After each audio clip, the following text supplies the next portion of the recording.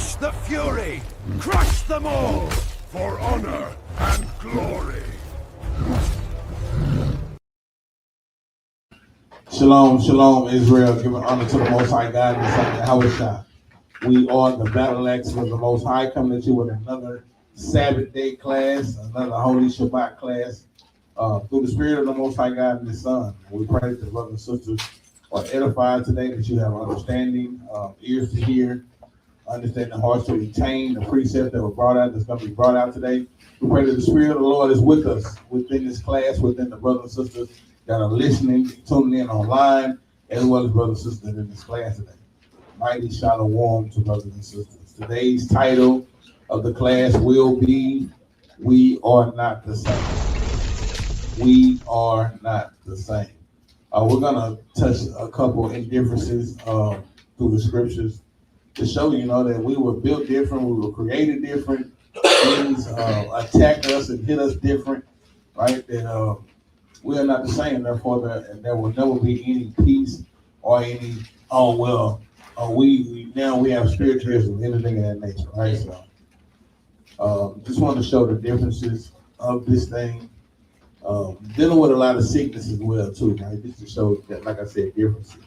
So today's class again, we are not the same. Let's lock in, brothers and sisters. Like I said, mighty shalom, brothers and sisters that are online tuning in, as well as brothers and sisters in class. First precept we'll go to, let's jump to Wisdom of Solomon chapter 9.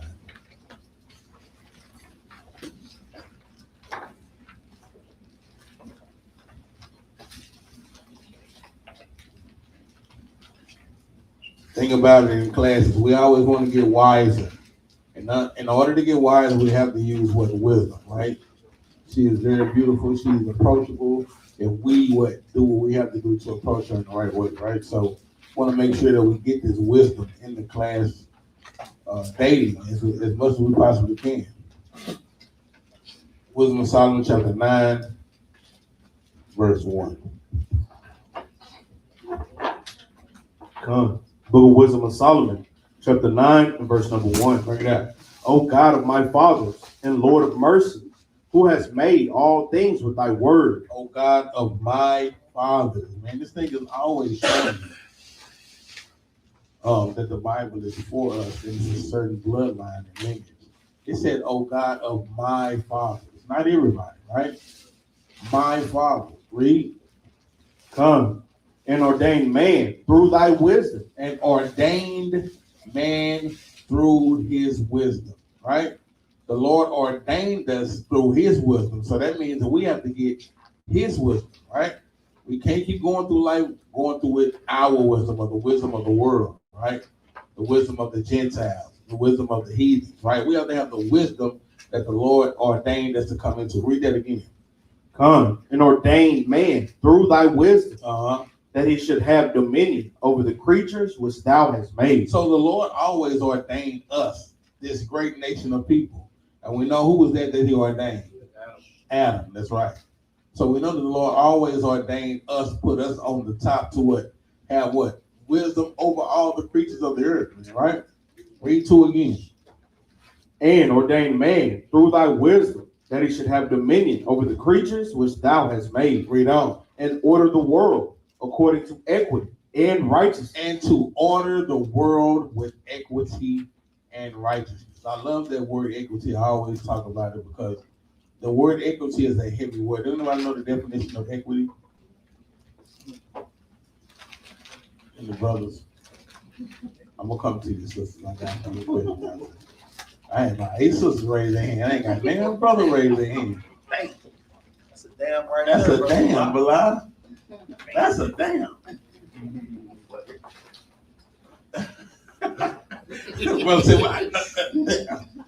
you know what that means? Let me give it a shot, man. What is it? Let's go, brother. Yeah, we got the definition of it, man. Let's read it. It says the quality of being fair and impartial, the value of shares issued by a company. The main thing we want is the fairness, right? The Lord built this thing with fairness and equity. So the Lord says that the children of Israel are his people. Is that or is that not fair? That's fair, right? When the Lord says that what he's going to give us Christ to bring us out of this dunghole, that he's going to come back and subdue all the other nations and what tread the winepress alone, that's fair, right? That's according to his equity. It says, read 3 again. And order the world according to equity and righteousness. And righteousness. What is righteousness? The law. The law. Which is what? Deuteronomy 6:25. Which is what? Which is what? Which is what? Keeping, I want to hear Keeping the laws. The law. That's right. Because that is what righteousness is. The doing of the law. So he said he ordained it and he ordered it with equity, righteousness, and what? With equity and righteousness, and execute judgment with an upright heart. And to execute judgment. Somebody's going to have to get this judgment, right? These nations are not going to just go all free willy-nilly doing what they've done to the children of Israel and not get their judgment. The Bible says that he orders it with equity, right? With justice, with righteousness and judgment. Let's go to Isaiah real quick on your precept. So this is the same thing that they spoke of when Christ coming, man. That's right. The same thing that Christ will be coming with. Edris just clarified it. Isaiah.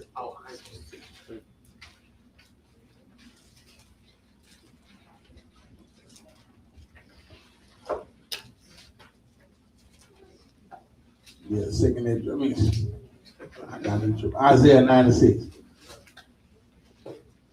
The book of Isaiah, chapter 9 and verse number 6. Bring it out. For unto us a child is born, unto us a son is given, and the government shall be upon his The shoulders. government should be upon his shoulders. That's how he's going to what? Put justice into this world, right? The only way you're able to put justice into a system is if you are head of that system, right? This is why they're able to manipulate and control us how they were. That's why the Babylonians were able to do that. That's why the Persian and Medes were able to put justice in on how they wanted to use justice because they were in control. But the Lord says that Christ is going to be sent. He's going to be in control, and the government will be upon his shoulders, meaning that he's going to reign. And what do we hear Andrew say he's going to reign with? Equity, righteousness, judgment, right? Equity, righteousness, judgment. That's what we read in Wisdom of Solomon, right? Read it again, y'all did. Hush. Hush. Nah, he right. The book of Isaiah, chapter 9 and verse number 6 from the top. Bring it out. For unto us a child is born, unto us a son is given, and the government shall be upon his shoulder. Read. And his name shall be called Wonderful, Counselor, the Mighty God, the Mighty God. Read. the Everlasting Father, the Prince of Peace. These are many names for Christ, right? One of them we'll call what? The Mighty God. We already know. Christian blood. That means he's God. No, we are even gods, right? So we know that. But read verse 7.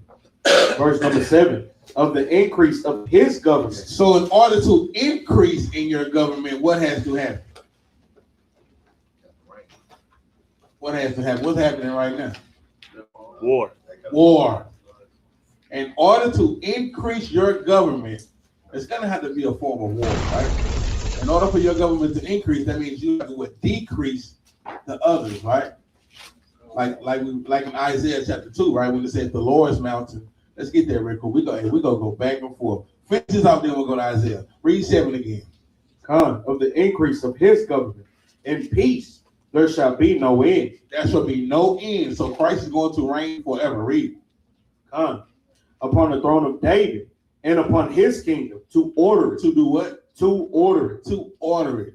The Lord is coming back and sending Christ to order this kingdom. I don't know how Christians, apologetics, will say that Christ is reigning right now in this kingdom when there's no order at all in this kingdom.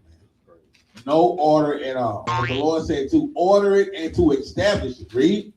And to establish it with judgment. And with go ahead. And with justice. Judgment and justice, saying the same thing we just read in Wisdom of Solomon. Right? Saying the same thing we just read in Wisdom of Solomon chapter 9. Read on. From henceforth, even forever, the zeal of the Lord of hosts will perform this. And we had another word that said equity. So we know that the Lord is going to reign and he's going to have truth with him, right? Equity is another form of word that says truth, right? He's going to reign with truth. He's going to have judgment with himself and justice. That's the other word for equity, justice, right? This is how this lines up. Make sure y'all precept these together. That's right. But like we said, in order to increase your government, there has to be war.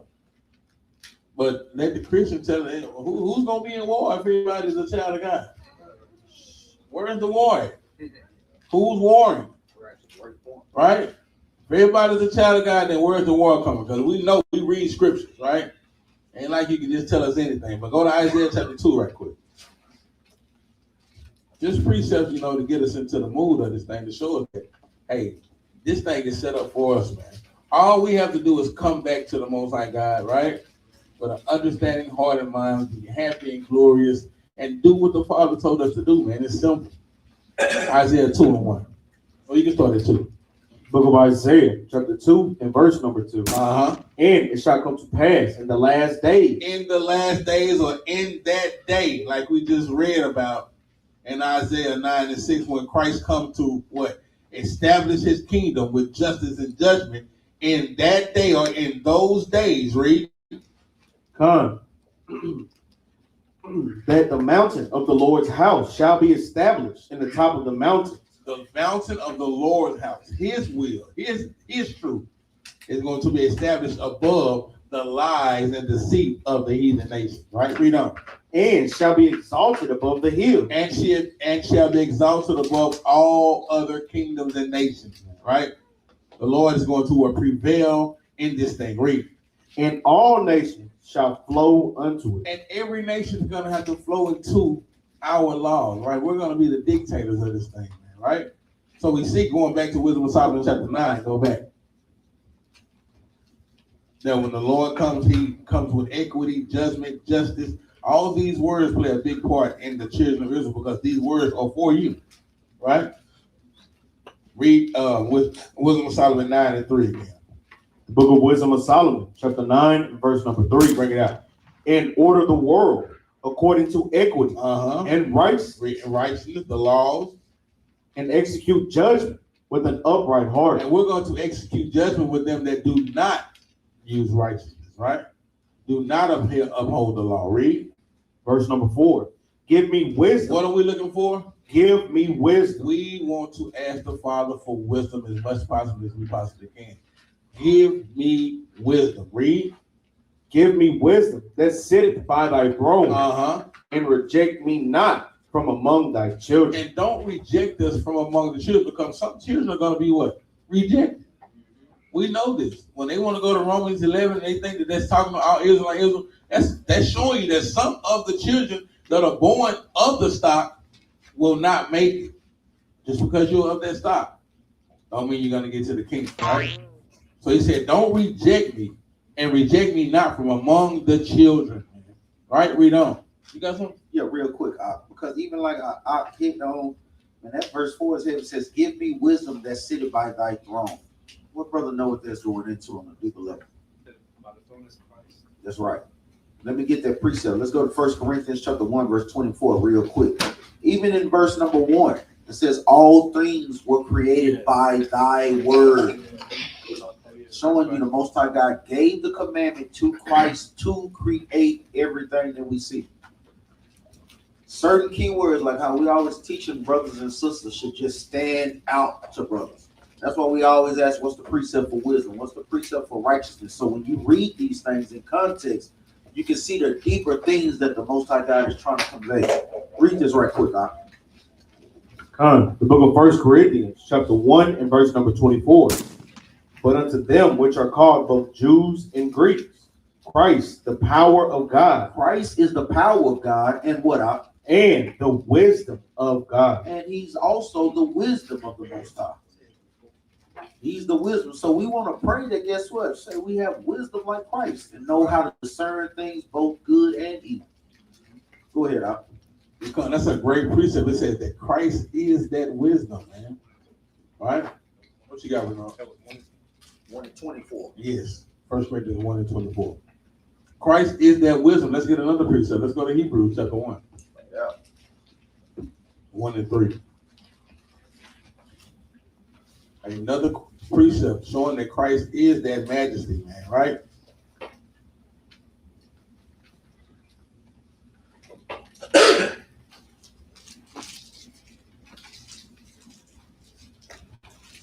Book of Hebrews, chapter 1 and verse number 3. Read. Who being the brightness of his glory Who being the brightness of his glory, read, and the express image of his person, and the express image of his person, read. and upholding all things by the word of his power, Uh-huh. when he had by himself purged our sins. So we know who is this going into? Right. Christ, when he had himself what purged our sins, read. Sat down on the right hand of the majesty on high. Sat down on the right hand. So when we go back and it says in Wisdom of Solomon 9, give me thy wisdom that sitteth by thy throne. That is Christ, right? It's another precept you can put. Read 1 and 3 again. Who being the brightness of his glory and the express image of his person, and upholding all things by the word of his power, when he had by himself purged our sins, sat down on the right hand of the majesty on high. So this is Christ. Let's go back to Wisdom of Solomon 9 and read 4 again. Book of Wisdom of Solomon, chapter 9 and verse number 4. Bring it out. Give me wisdom that sitteth by thy throne, Uh-huh. and reject me not from among thy children. Read on. For I thy servant and son of thine handmaid am a feeble person, and of a short time, and too young for the understanding of judgment and law. Read on. For though a man be never so perfect among the children of men, yet if thy wisdom be not with him, he shall be nothing regarded. Read that last part again. Yet what? Yet if thy wisdom be not with him, Yet if thy wisdom, the wisdom of Christ, if that wisdom don't be with you, read, he shall be nothing regarded. you are nothing regarded. You can do all you want to do. You can keep commandments. You can do all this thing. But if you don't have and strive for that wisdom, that true understanding that the Lord is trying to give us, and you know He gives that to who? He gives that to those that are what? That are faithful, man. That are keeping the law, statutes, and commandments. He said you are regarded as nothing, right? You still are not on the right path. We want to have that wisdom. We want to talk about that wisdom that we need in this world today. This wisdom shows us that what we are not the same as the people. We should already see that, though. Read on. Verse 7. Thou hast chosen me to be a king of thy people, Uh-huh. and a judge of thy sons and daughters. And who is this speaking? This is Solomon. Thou hast chosen me, right? Because King David couldn't build the temple, right? He had too much blood on his hand, right? He had put too many heathen nations under submission. So he chose his son, Solomon, right? Read 7 again. Thou hast chosen me to be a king of thy people, and a judge of thy sons and daughters. And guess what? He's done the same thing for us. He has chosen us, right? We are the judges of the world right now, right? He chose us to be the judges of the sons and the daughters of this world. Man. That's why sisters, y'all play a big part in this in the community, man. Right? Because these younger women need to see y'all dressing modestly how you do, man. They need to see that y'all can not worry about going after and chasing men, but chasing righteousness, right? Right? Chasing the ability to be a modest woman, a Proverbs 31 woman, right? That's what they need to see. We are the judges of this earth. That's why I told a brother at camp the other day, I said, brother, you on the job and you drinking. This job don't cut off. So you can't clock out of this job right here. This is a 24/7 job with the Most High God. When He chose you, you can't clock out. You can't say, oh, well, yeah, I'm going to put my shoes off, take my boots off. Boots on the ground all day, every day. Right? You can't cut it off. Go ahead, Doc. So we got to make sure we understand that, man. Just to show you the wisdom that we got to have. We always want to get wisdom. Go to Psalm 98.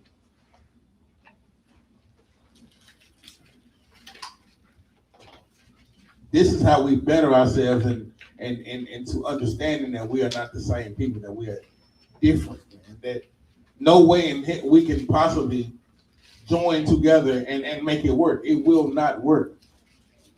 All right? That's why they love to sing it. So it won't. Yeah, sing it. Sing it in this form though, because it won't work. You got Asians and heathens and Arabs all around you. It won't work. Right? We different people. Set up totally different. It won't work. Psalm 98 and verse 1. Con.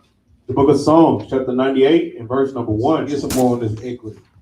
Come. Oh, sing unto the Lord a new song. A what? A new song. A new song.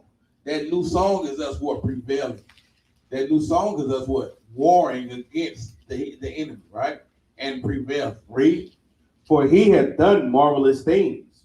His right hand and his holy arm hath gotten him the victory. His right hand and his holy arm had got him the victory. Who was that that got him the victory? That's Christ, right? We got precepts and we got precepts. His right hand and his holy arm. Well, we should have some precepts on that. Don't let me beat y'all. His right hand and his holy arm.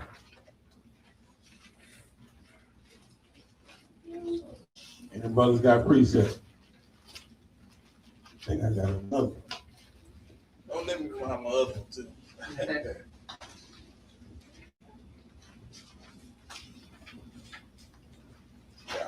Y'all got. Yep, found it. Psalms 136:12. Found it. Song what? 136:12. 136. Let's go there. Let's see. Because I'm going to stay in Psalm 2. I want to touch on what? The arm, right? His mighty arm. And I want to touch on his hand, right? 136 and what up? 12. Read that right for that. The book of Psalms, chapter 136 and verse number 12. With a strong hand and with the stretched out arm, for his mercy endureth forever. So this will be a precept that you pull afterwards, right? We want to show that who that arm and that hand is, all right? So we want to make sure that we can put that in, right? That'll be one for later. What you got, Ezekiel? Yeah? Put your hands down, sisters. I don't know what y'all think today. I think y'all going to camp or something. Sisters always raise their hands. Don't worry. It's right. Got some more. It's right. Isaiah, what I? Lock them doors. Right. It's on.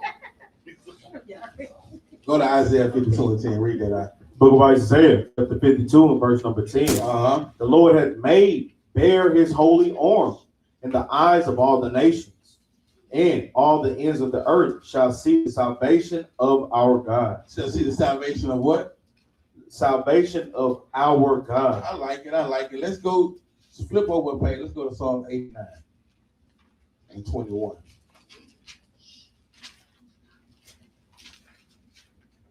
It said his right hand and his holy arm.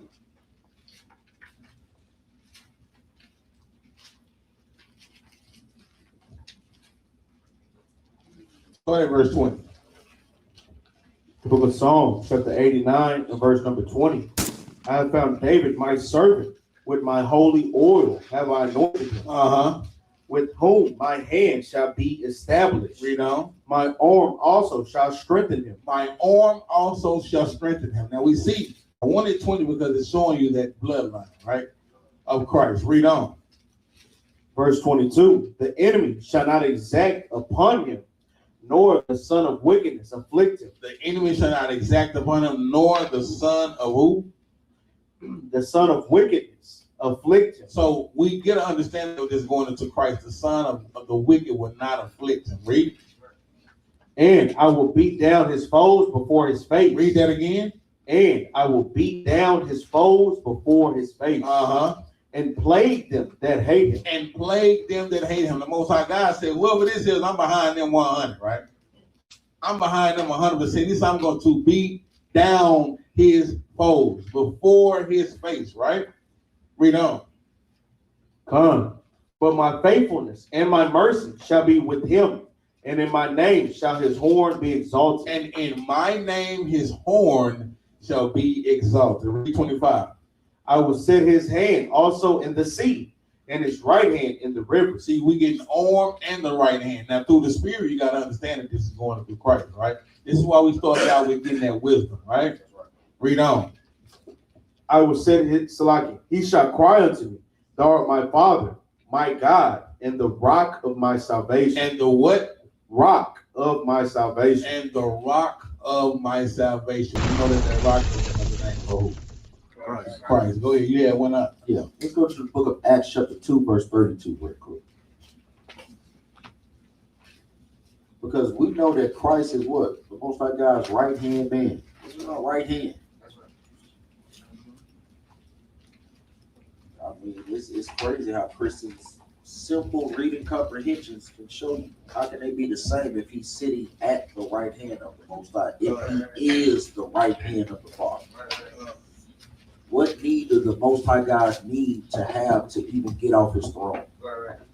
Most High God is full of power. He's omniscient. He sends people to do the job. Hold up, Gabriel. Hold up, Michael. Let me go down here and talk to this sister person. Right. No, you don't. No. I know he talks to me.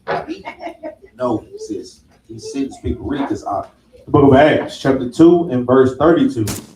This Yahushua had God raised up, He raised him up. Read on up. whereof we all are witnesses. Read on up. Therefore, being by the right hand of God, He's being by the right hand of the Father. Read on up. exalted, and having received of the Father, And having received of the Father, Christ can receive it of himself. Read on up. the promise of the Holy Ghost, Uh-huh. he has shed forth this, Read on up. which ye now see and hear. That's plain, man. Plain. Read on up. For David is not ascended into the heavens, but he said himself, the Lord said unto my The Lord, Lord said unto my Lord. Plain. Read on up. sit thou on my right hand. Who is David's Lord? Christ. And who is Christ's Lord? The Most High. Plain. Plain as day, man. Go ahead, Give me one more. Go to Wisdom of Solomon 16 and 16. So even like Captain Yara, real quick, what he was saying, like we said, we want to see that precept showing what Christ is, the right hand of the Most High. Then you get those add-on precepts. That's right. They come.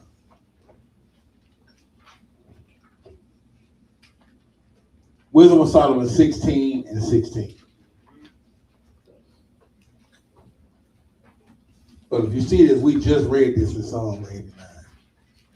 Book of Wisdom of Solomon, chapter 16 and verse number 16. Bring it up. For the ungodly that deny to know thee For the ungodly that deny to know thee, read, were scourged by the strength of thine arm. were scourged by the strength of thine arm. Remember, we just read in Psalm 89 that said what?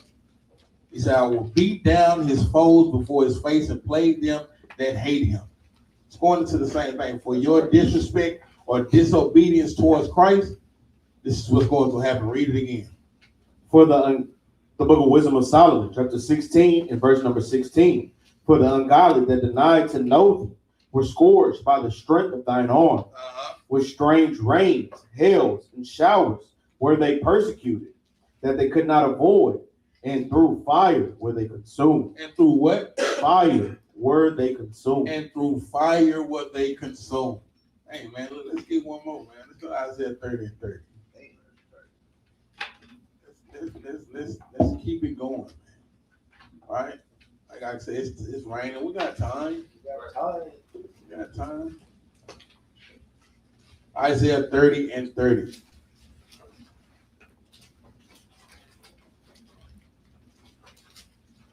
The book of Isaiah, chapter 30 and verse number 30. Make sure y'all put all these precepts down, right? Write them down. Have an arsenal for them. Read. Isaiah chapter 30 and verse number 30.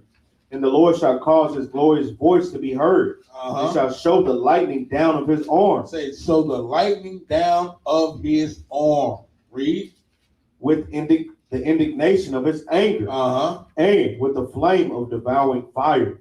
With scattering and tempest and hailstones. So the Lord said he's going to use Christ to bring down that same pain and madness that he has for what the world is doing right now, right? That's right. Read 30 again. And the Lord shall cause his glorious voice to be heard, and shall show the lightning down of his arm With what? with the indignation of his anger. With the indignation of his anger. Christ is going to have I don't know what they thinking about. But Christ is coming back with the indignation and anger of who? The Father. I better stop playing. He's coming back with indignation and anger of the Father. It ain't even his anger. The Lord said, I'm gonna set him up with my anger to come down and bring this thing. That's why when the Lord, when Christ gonna trade that wine press, no, he said he gonna look back and don't see nobody, because it's gonna be, you know, when somebody, you know, when you flip out. I know y'all know that one person they fight, you can't even get them out there. You're like, hey, I'm gonna back up from this dude. Somebody else going to stop this fight, because this dude is irate. He's not listening. He's not trying to pay attention. The Lord's gonna have that anger on him. Go back to Psalms 89. Hold up. Read verse 31. Go ahead. Verse 31. For through the voice of the Lord shall the Assyrian be beaten down, which smote with a rod. Because even during this time, now we know the time that Isaiah was in. Even at this time, the Most High God did what? Beat down the Assyrians with what? With the voice of the Lord. Who is the word of the Most High? Right. Saying the same thing. Bible is saying the same thing. Bruce need to write it down. Underline it. Make sure that y'all home in these points. Because it's saying the same thing. Remember, it's just the same thing throughout. The Most High God always uses Christ to take down these nations. Christ and the angels, man. Go ahead, I'll They come and they think that something gonna change. That's right. It's always been this way. Go back to Psalm 98 and verse 1 again.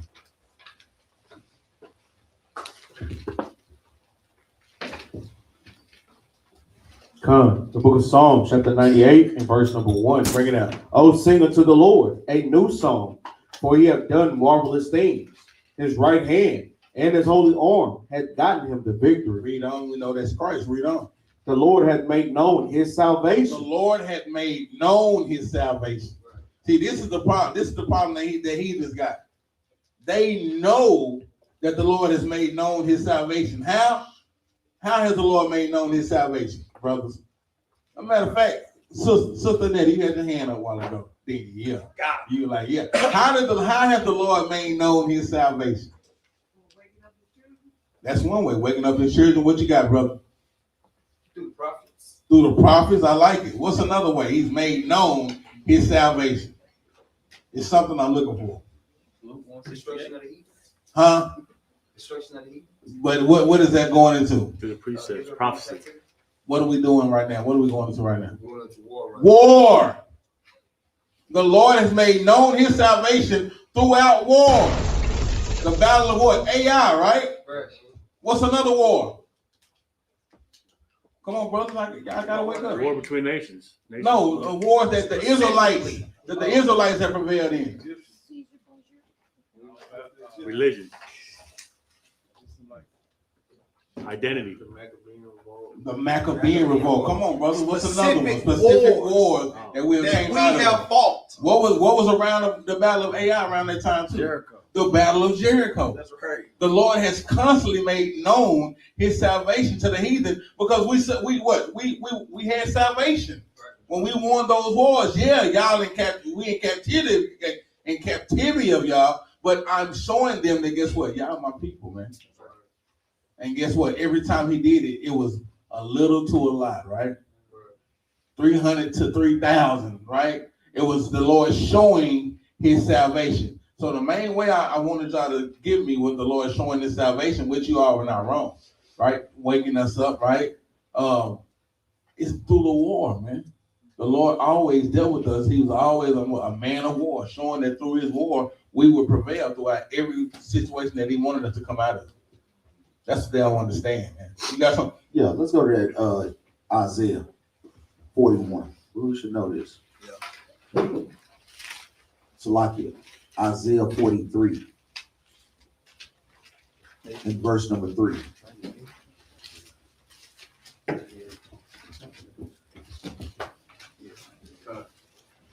The book of Isaiah, chapter 43 and verse number 3. For I am the Lord thy God, the Holy One of Israel, thy Savior. Thy who? Thy Savior. Plain. Read on up. I gave Egypt for thy ransom, Ethiopia in Seba for thee. What does that mean? Any brother, Brother Renault, what does that mean? I gave Egypt for thy ransom. That's how they did. Destroying like Who did he destroy? the first Egypt. The firstborn, the Egyptian. Let's keep it plain. A lot of times the answer is within the precept. He gave Egypt for thy ransom, meaning he killed the Egyptians for our sake. He killed Ethiopians for our sake and Seba. These are all Hamitic nations or African nations. That's all that he's saying. I killed a lot of people for y'all. I'm showing y'all how much I love you and how much I'm there to save y'all. You read it throughout all the scriptures. I don't understand what the hell Christians be reading. We really don't, because constantly you see the Most High God taking down nations on behalf of the Israelites, trying to bring them back to the fold. We do good, then guess what? We start to go back off. He send the nations to punish us. Then he always does what? Punish that nation that punished us. That's the love that the Most High God has for us. Go ahead, every time. That's right. Go back to Psalm 98, because this is I love this precept. Going over into it, man. The Lord openly showed his salvation towards us. Everybody knows this is why they try to push against salvation. That's right. This is why their narrative is pushing against salvation, because the Lord openly showed them the salvation. Right? So when we go into these things, now they want to push back with, oh, Paul's letters, right? Can't never go to nothing else. Read 98 and 2 again. Book of Psalms, chapter 98 and verse number 2. The Lord has made known his salvation. They know, the heathen know, they know that we are not the same. The Lord ain't never dealt with them like that, man. Come on, they know this thing. Read. His righteousness hath he openly showed in the sight of the heathen. His righteousness has he openly showed. It wasn't hidden. It was openly showed to them, right? When we went and we prevailed against the heathen, when the Lord split the Red Sea, parted the Red Sea, and made all of Pharaoh's army go under the waters, but we prevailed and passed through. That's openly. We looking back like, damn, right? Before us to later go into the witness and say what? Murmur and complain. Come on, man. We got to make sure that we don't make these same mistakes, man. Right? We got to make sure that. Read verse 3. Verse number 3. And read that last part again, verse 2. His righteousness hath he openly showed in the sight of the heathen. In the sight of the who? In the sight of the heathen. In the sight of the heathen. See, words, they try to wordplay you too. Right? You could have seen nation right here. You could have seen heathen right here. But the Lord specifically chose to put heathen right here. Just in case they wanted to, he showed it when in Israel now to the heathen. Other nations. Heathens are what? Any nation outside of Israel. He made that openly known. Read verse 3. He hath remembered his mercy and his truth toward the house of Israel. Towards everybody. Towards the house of Israel. Read on. All the ends of the earth has seen the salvation of our God. Read that last part. All the ends of the earth. Some of them. All the ends of the earth. All the ends of the earth have seen what? The salvation of our God. They know this thing coming to an end. They can't stop it. Right? Their pride and power, like we said, into this war right now, they can't stop it, even though they know. The Lord made it openly known to them.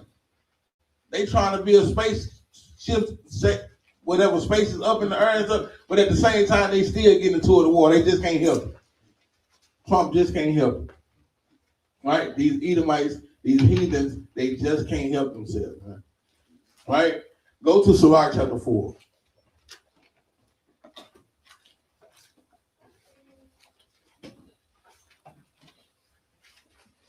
Start at verse. Start at 23.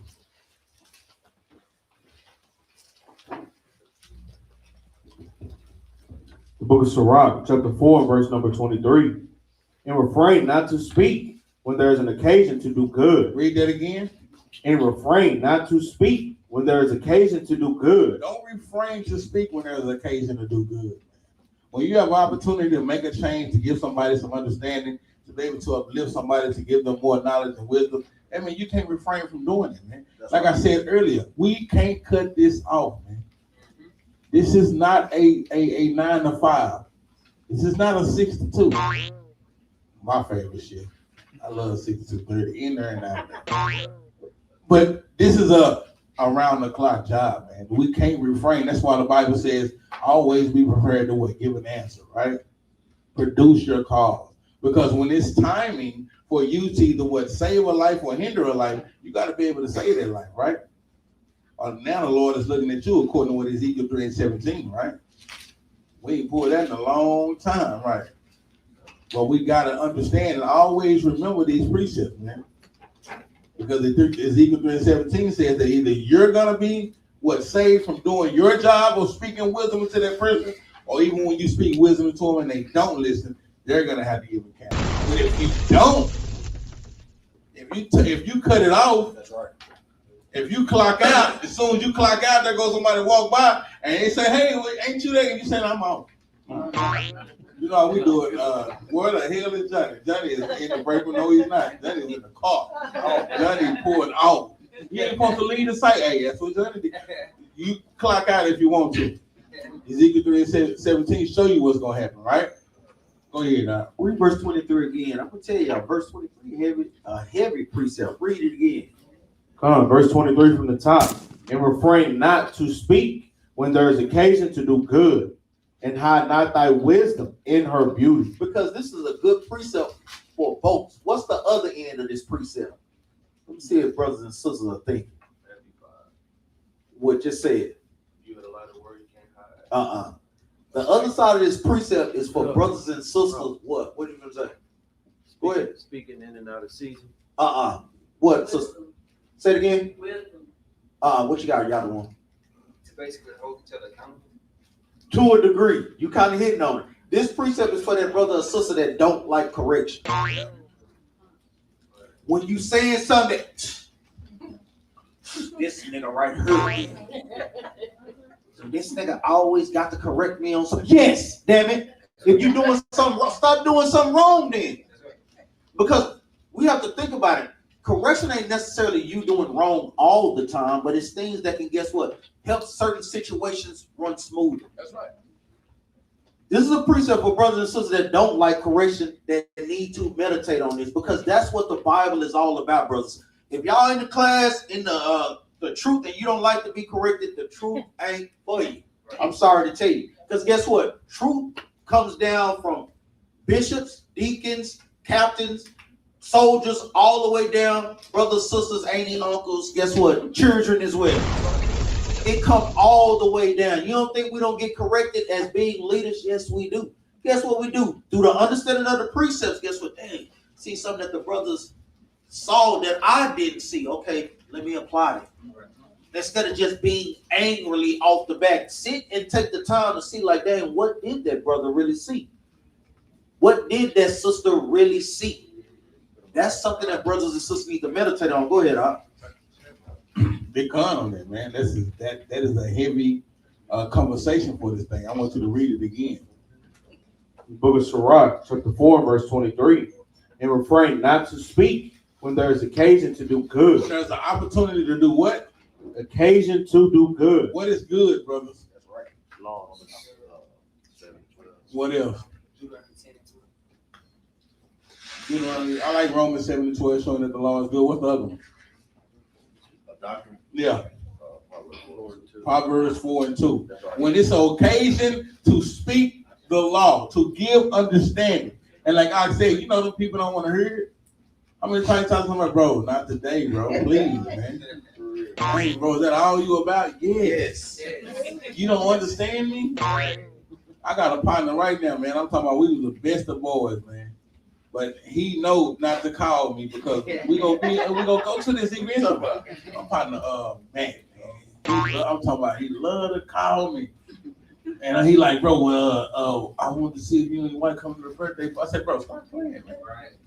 I'm not coming up. Well, damn, bro, you know, just because you come to the party, I mean, you celebrate. I say, well, make it make sense. well, show me how then. Show me how I'm coming to the party, but I'm not celebrating. But I'm not celebrating. You know, you just hang outside, brother. I'm at the party. That's crazy right there. Come on, man, but they don't want to hear it. But you gotta give up. You can't stop it right there, right? You can't let it go. Read on. Come and hide not thy wisdom in her beauty. And guess what? See, wisdom will set you up beautifully, right? That's right. Wisdom will throw you that alley oop, man, and then you miss the pass. Come on, man, you don't jump up and dunk it. You wide open. Throw you the alley oop. All you gotta do is dunk it, and you don't do it. Don't let wisdom pass you up at that time, because now wisdom gonna look at you like, hold on. I tried to give him some wisdom last time. It might not be this brother might not be ready. This sister might not be ready. Then you were like, well, damn, why I'm stagnant? Why I'm still in this situation and I can't learn like I want? I can't produce the precepts like I want to give to him. And I'm talking to this brother, and I was there, but I just couldn't. You know what I'm saying? Because you know we all been there before. Go ahead, Al. And a lot of times, even like it says, refrain not to speak, because a lot of times when brothers and sisters that you know that don't like to receive correction, their spirit can stop you from correcting it. Right. Because you so used to them being so against it that you don't even want to correct them no more. Damn that. That's why brothers and sisters have to meditate on the precepts. That's why he's telling us refrain not, because it's that one time that you didn't warn the sister, warn the brother that the Most High God judged. We have to always keep that in mind, man. Meditate on this precept, brothers and sisters. Go ahead. Get a precept, Proverbs 3. This is the precept to this, Proverbs 3 and 27.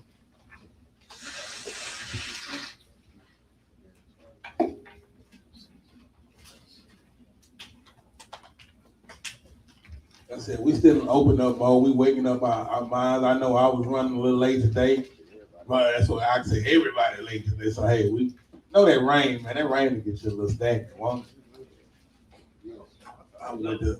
I got off at 2-something, went to bed by 3:30. I felt like I slept 12 hours. What that rain do for you? That's why I say all praise to the Lord for that rain. But still was late. Proverbs 3 and 27.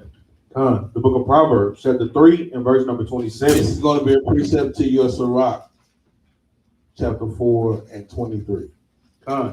Withhold not good from them to whom it is due. Withhold not good from them from whom when it is due. Right? It's all about due diligence that we must have. Some people are due and owed you as being a leader to what? Get them to the next level, to speak them or wake them up to the next understanding, to make them push through that next level. Read it again. Proverbs chapter 3 and verse 27. Withhold not good from them to whom it is due. Read. When it is in the power of thine hand to do it. When you have that power, when that wisdom just show you love, throw you that alley-oop, when that wisdom is beautiful, in her beauty, right? Don't withhold that thing, man, right? Even if sister ain't been listening to it for 1,000 years, 100 years, even if mama ain't trying, hey, when it's time and you have to rebuke that thing, you got to do it, man. That's thus said the Lord. We got to be what? On and never off, right? Let's go to Stan Sirach. Let's go to 13.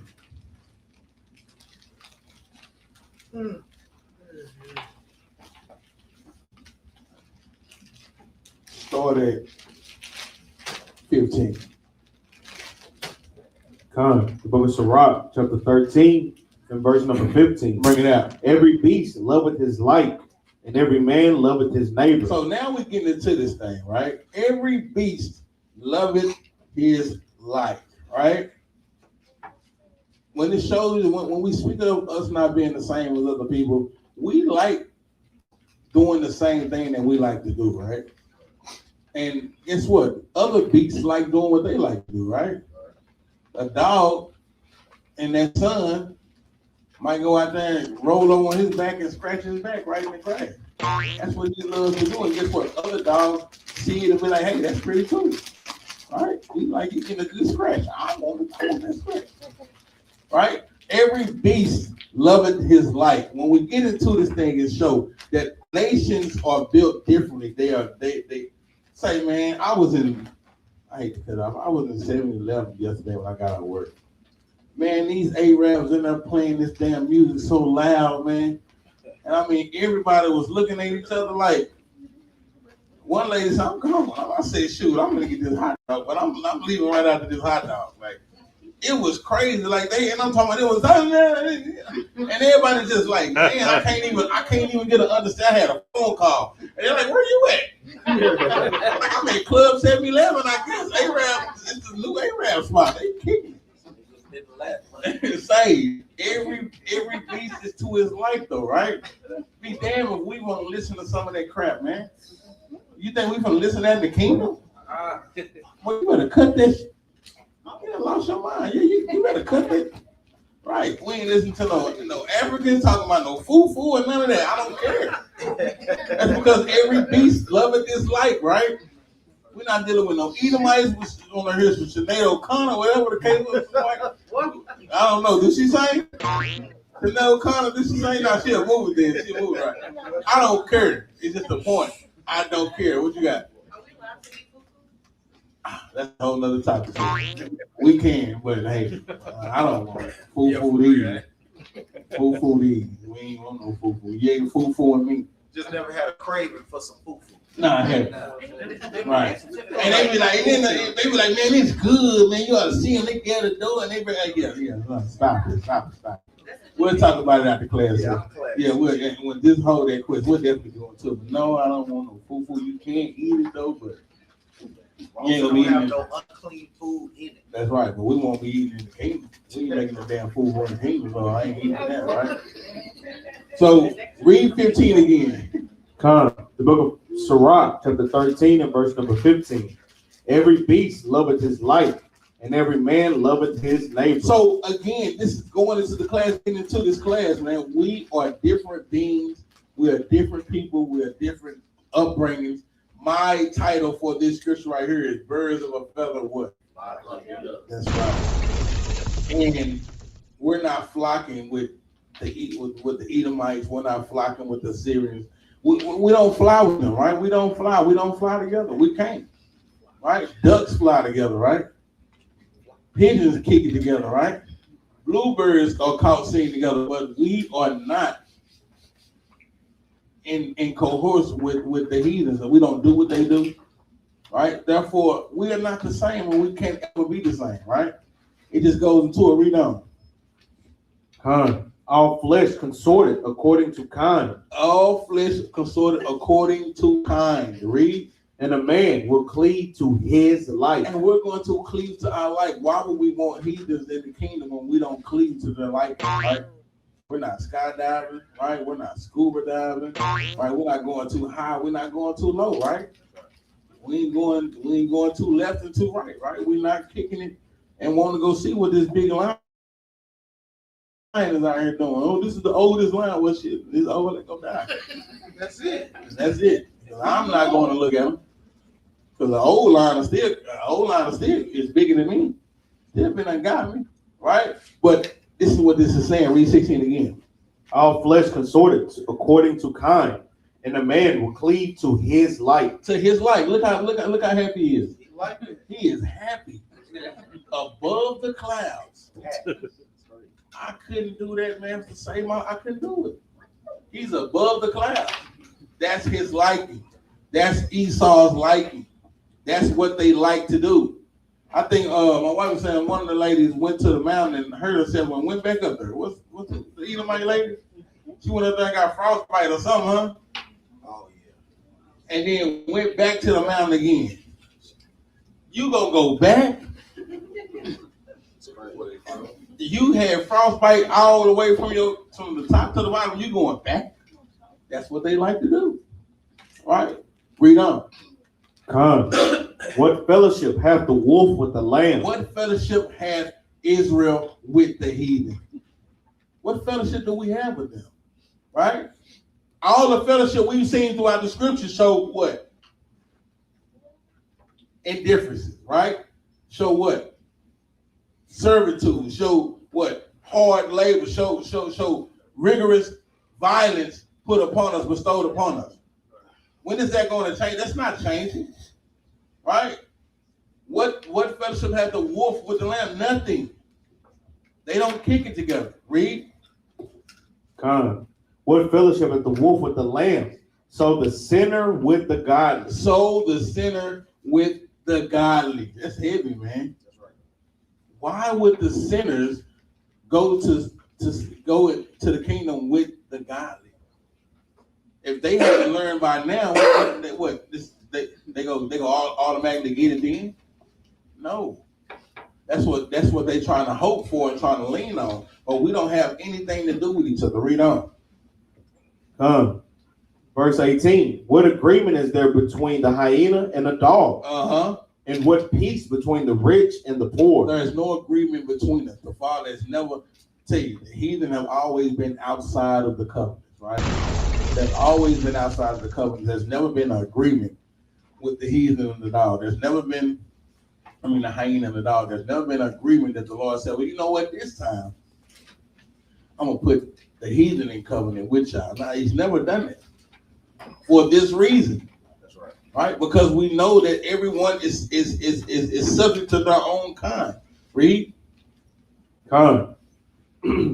As the wild ass is the lion's prey in the wilderness, so the rich eat up the poor. So we have always been the prey to Esau from the beginning of time, right?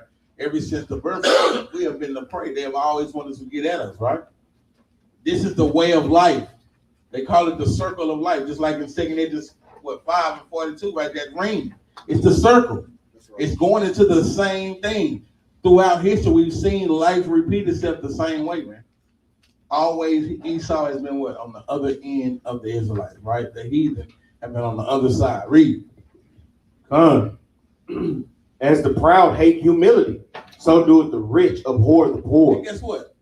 The rich gonna stay rich, man. That's why they brought you COVID-19. They want to see how many they can get out of here. All right? That's why they did the Ebola and all these other things, man. And like we finna get into right now, I want you to play this video. Well, first of all, let's go to Deuteronomy, man. Let's go to Deuteronomy 28 and 21. We'll read this, and then we'll touch on these things because we are different beings totally, even in the plagues and in the body and health of us, right? I think I spoke on this last week. Read Deuteronomy 28 and 21. The book of Deuteronomy, chapter 28, and verse number 21. Bring it out. The Lord shall make the pestilence cleave unto thee. The Lord said, for our wrongdoings, he was going to what? Make the pestilence cleave unto thee. Read. Come until he has consumed thee from off the land, Read on. whither thou goest to possess it. Until he has what? Salakia. Until he has consumed thee from off the land. So we were going to have this pestilence on us until we were consumed off the land. Therefore, we still have a pestilence to this day, right? Read on. Come, whither thou goest to possess it. Go ahead. Verse 22. The Lord shall smite thee with the consumption, With a consumption, read on. and with a fever, Uh-huh. and with an inflammation, and with an extreme burning, and with a sword, and with blasting, and with mildew, and they shall pursue thee until thou perish. So the Lord is showing us that we're going to have sicknesses, right, within our captivity, right? He's showing us. He said he's going to give us this. He said if we did right, we were not going to have the sicknesses and plagues that he put upon Egypt, right? But we see that we're going to have sicknesses and plagues put upon us, right? Now, we know that we were made different, right? When we go to Genesis 1, let's go there real quick before we get to the movie. Go to Genesis 1 right quick.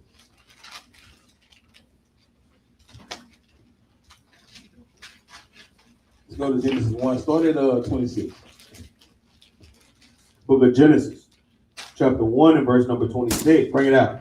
And Yahweh said, let us make man in our image, Uh-huh. after our likeness, Read on. and let them have dominion over the fish of the sea, and over the fowl of the air, and over the cattle, and over all the earth, and over every creeping thing that creepeth upon the earth. Read on. So God created man in his own image. In the image of God created he him. Male and female created he So them. we see we had a creation of man, right? But jump over to verse 2 and 7. We're because it's a different type of creation in 2 and 7. Read. Con. And the Lord God formed man. So now we see the Lord forming a certain man, right? This is you. This is you, Israelites, so-called Black, Hispanic, and Native American. You were formed. Let's see how you were formed. Of the dust of the ground. Of the dust of the ground. That's why we come in all different colors, right? The darker you get in the dirt, the darker, the deeper you get, the darker it is, right? The higher the light. That's why we come in different colors of shades of brown, right? Well, we were formed. We had the creation of man, and then we had the forming of a man. Read. Con. And breathed into his nostrils the breath of life. And there's the difference, right? That we were formed and that he breathed into our nostrils the breath of life, or what? The law, statutes, and commandments. Right from wrong, understanding, right? Read on. And man became a living soul. So we see that we were made different. And a lot of the things that the heathen have did, they did it for a reason, because they know that we were made different. Remember the movie Django, right? I know y'all know the point I'm talking about. The skull, right?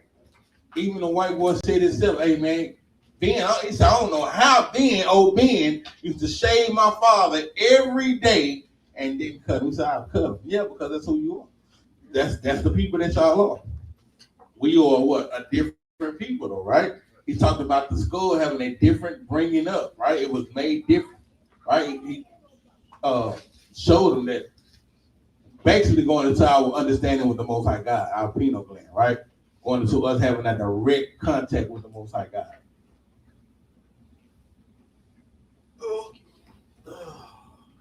Well, you can see that our skulls were made totally different from the heathen, right?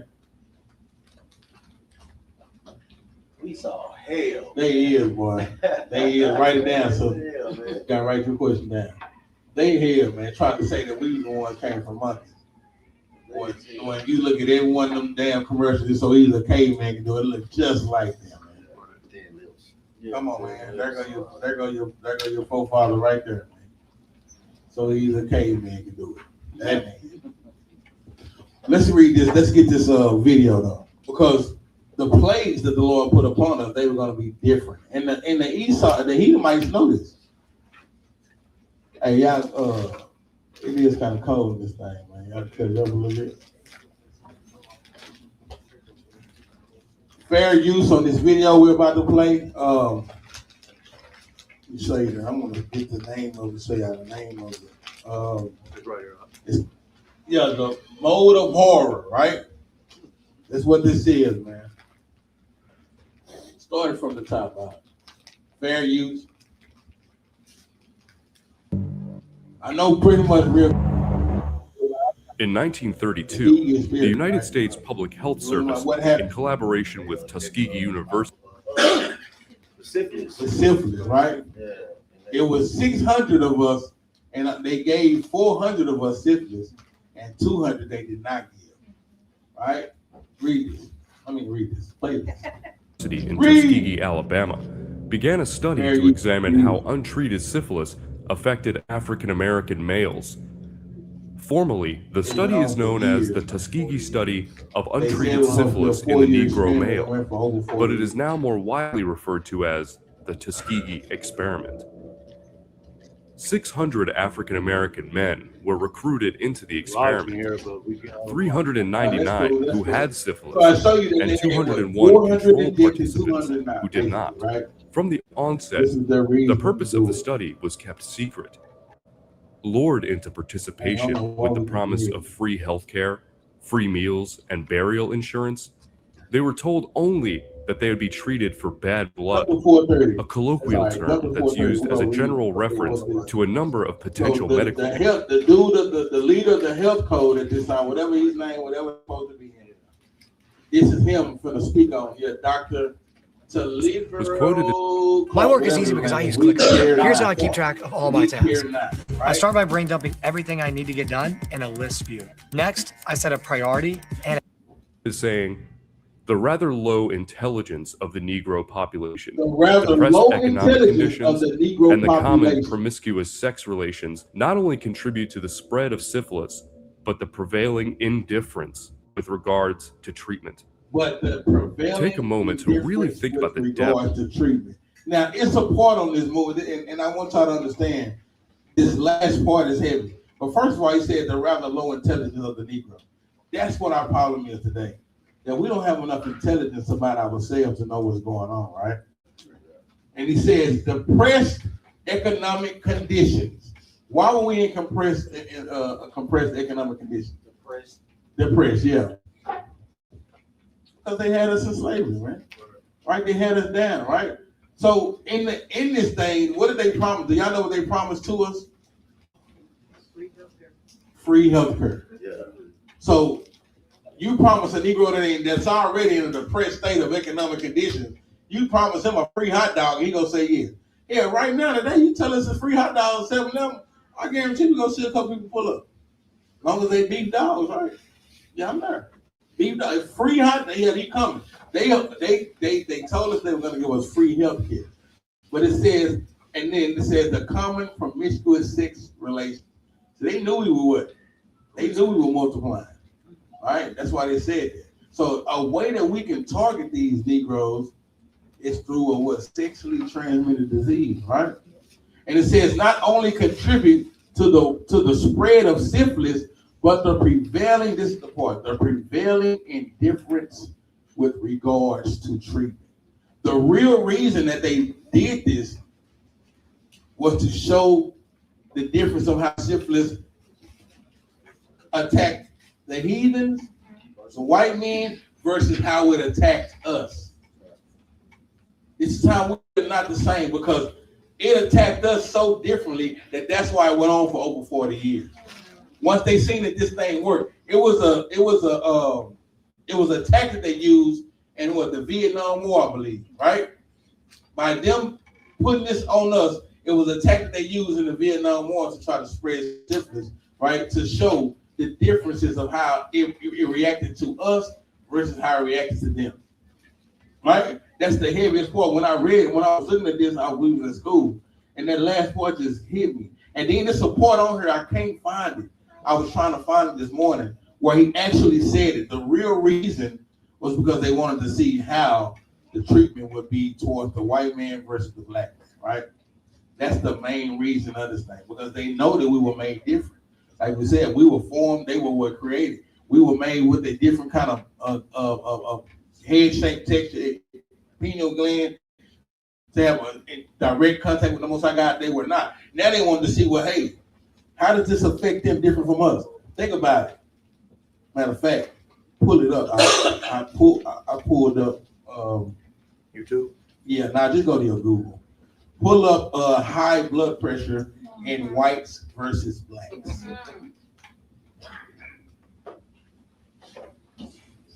You know it's not a new thing because what did they do in 1492 when they sailed over here? What did they do?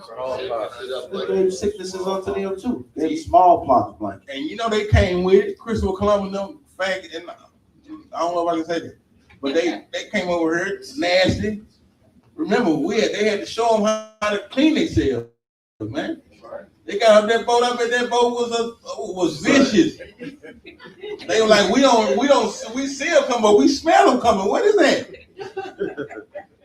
You know, they told him, Christopher, get back on the boat. Get back on the boat. Now they done perfected it. This is what you get with zoonosis and stuff. Yeah. I'm trying to think which one it was. Disparity, hypertension. Yeah, because that's the word they use for high blood pressure now. Hypertension. Nah, that ain't the one, because it gives you, it was, let me go to it right quick. Go back. Look at, it gave a percentage.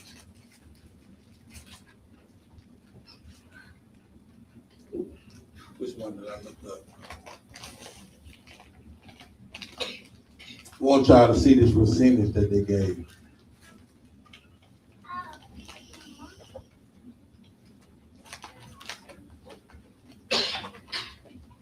Did it say racial ethnic disparities of hypertension? One of them did. Racial disparity. Right. Just put X that out. I'll put racial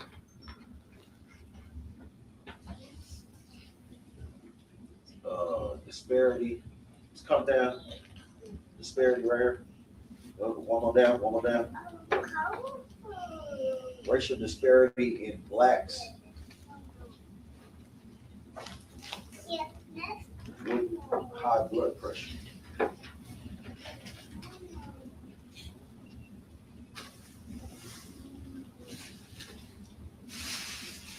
I'll read this. This is Did you want that percentage?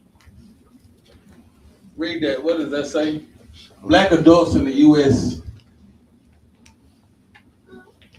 Black adults in the U.S. face a significantly higher prevalence of hypertension. Roughly 58% develop it early and more severely than other racial groups, right?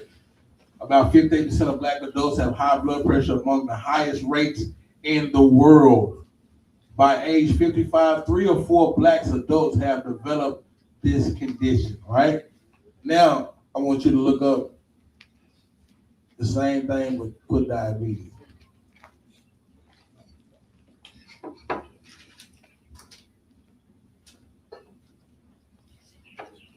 The number on this one was crazy. I just put diabetes in whites versus blacks.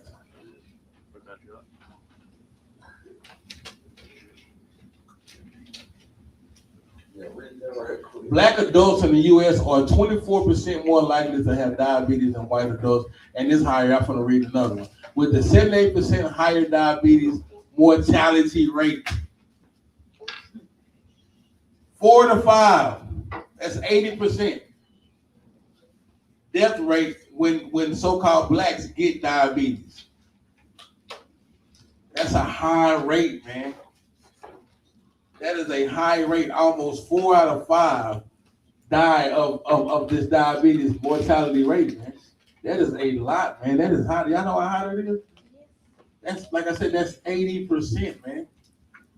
I had one more because it showed. Ooh, one more. Here it goes. Black Americans are 50% to 100% more likely to have diabetes than white Americans. Do y'all understand these percentages? 50% to 100% more likely. That's crazy, man. You'll normally see a percent here of like 7 point something or 12 point this, right? 50 to 100% more likely to have diabetes than white Americans, right? Black adults are often diagnosed at younger ages compared to white adults, right? These are the things that they know, and this the Lord, because the Lord made it known about His salvation for us. So now what they doing is saying, we're gonna look and see how we can get y'all down, right? Go to Jude 5:20, man.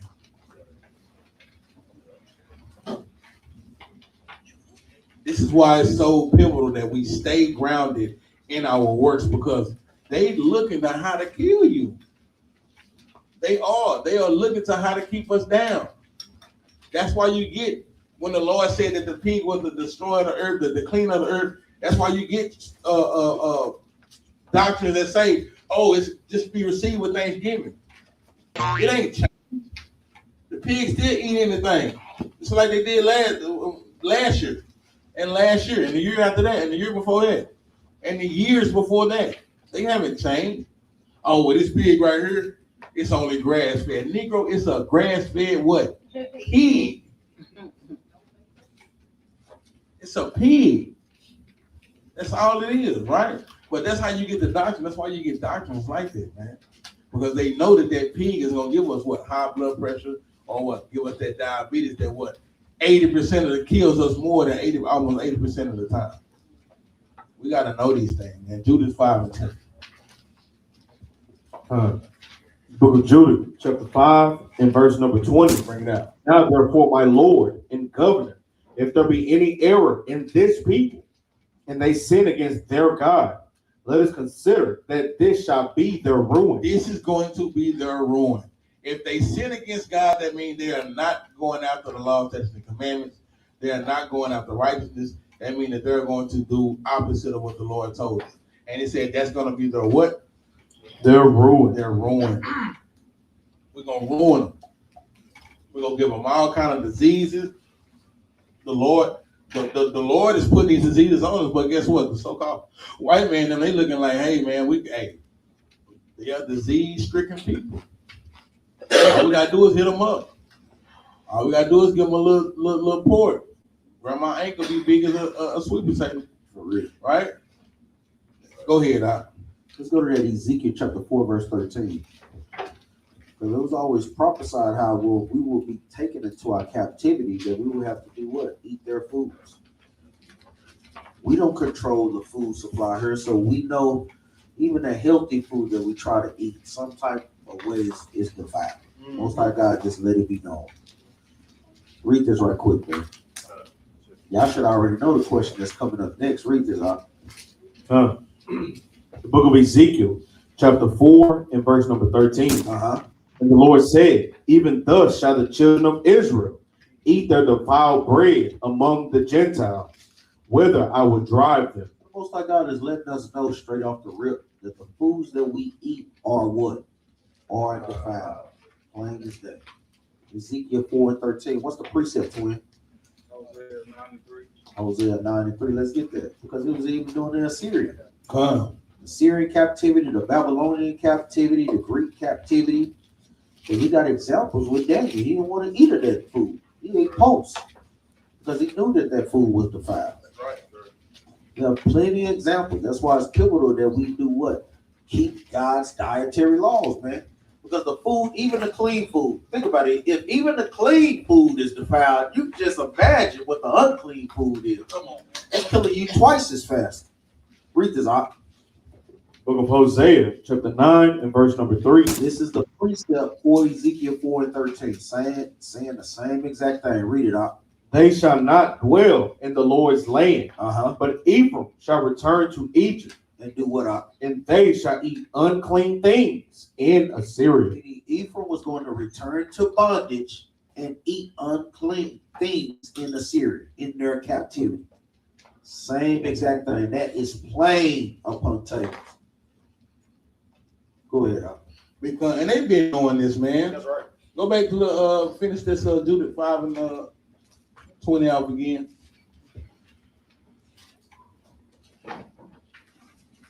Because I'm gonna tell you, these GMOs, hey, you know they put stuff in there that attack you. That's right. You know, with all the scientific technology they have, you know they know exactly what to put in this stuff to attack you, to give you what? High blood pressure, to give you what? Diabetes, to give you everything that plagues the so-called black man in this world right now. They got all the technology. They got the best scientists. They go to them, and you either get down or what? Lay down. They the biggest threat. They go to the top scientists. Hey man, you finna show us how to kill off these Negroes. Come on. Matter of fact, let me tell you, pull up that map of what's that tree? You know what I'm talking about. Eugenics. Thanks, Op. Pull up the eugenics tree. Because this is what Esau does. They funnel all this thing up under this particular tree on how to come at us. Eugenics tree. Put up the tree.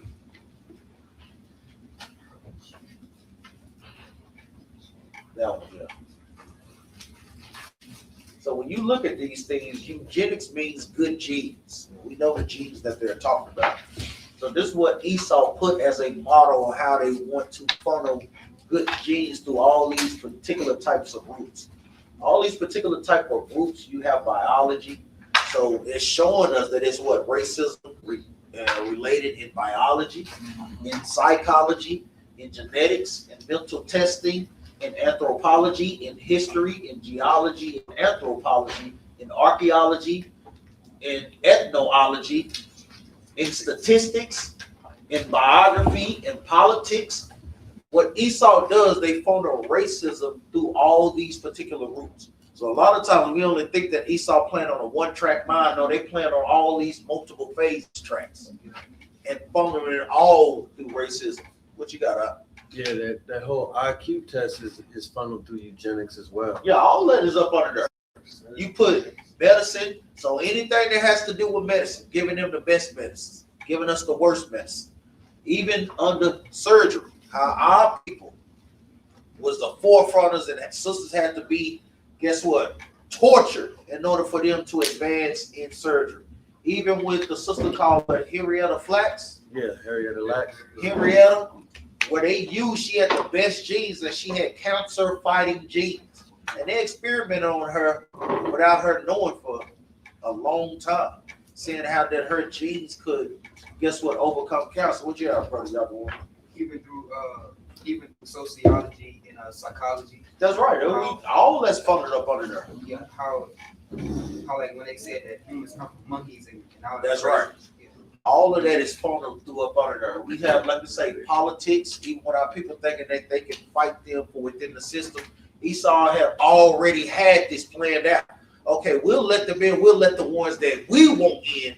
That's what on our mindset. Even like that old movie that we always play, where they said, no, if we get them to conform to our ways, they'll be just like us. Right. What you have, Ezekiel? That goes into the Revelation 16, going to unclean Yeah, that's spirits. right. The 3 unclean spirits. You come, man, and just like you see the disparity or difference between these other nations with diabetes and things like that. Why? Because the foods that we are eating over here, they are what? They are banned in other countries. Right? These hot Cheetos and Skittles and things that we eat over here on a daily basis.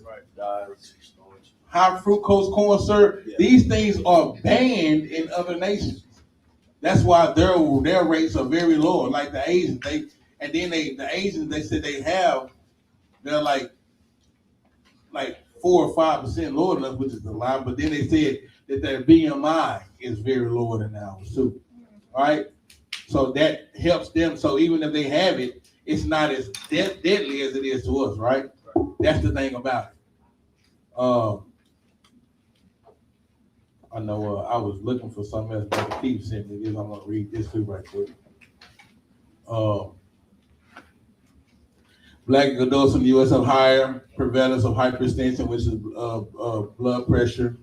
They develop it more early and often than any other nation. It is more severe and results in high rates of stroke, heart failure, and kidney disease. That's right. So we are leaders amongst all these things. And Hispanics, yes. That's right.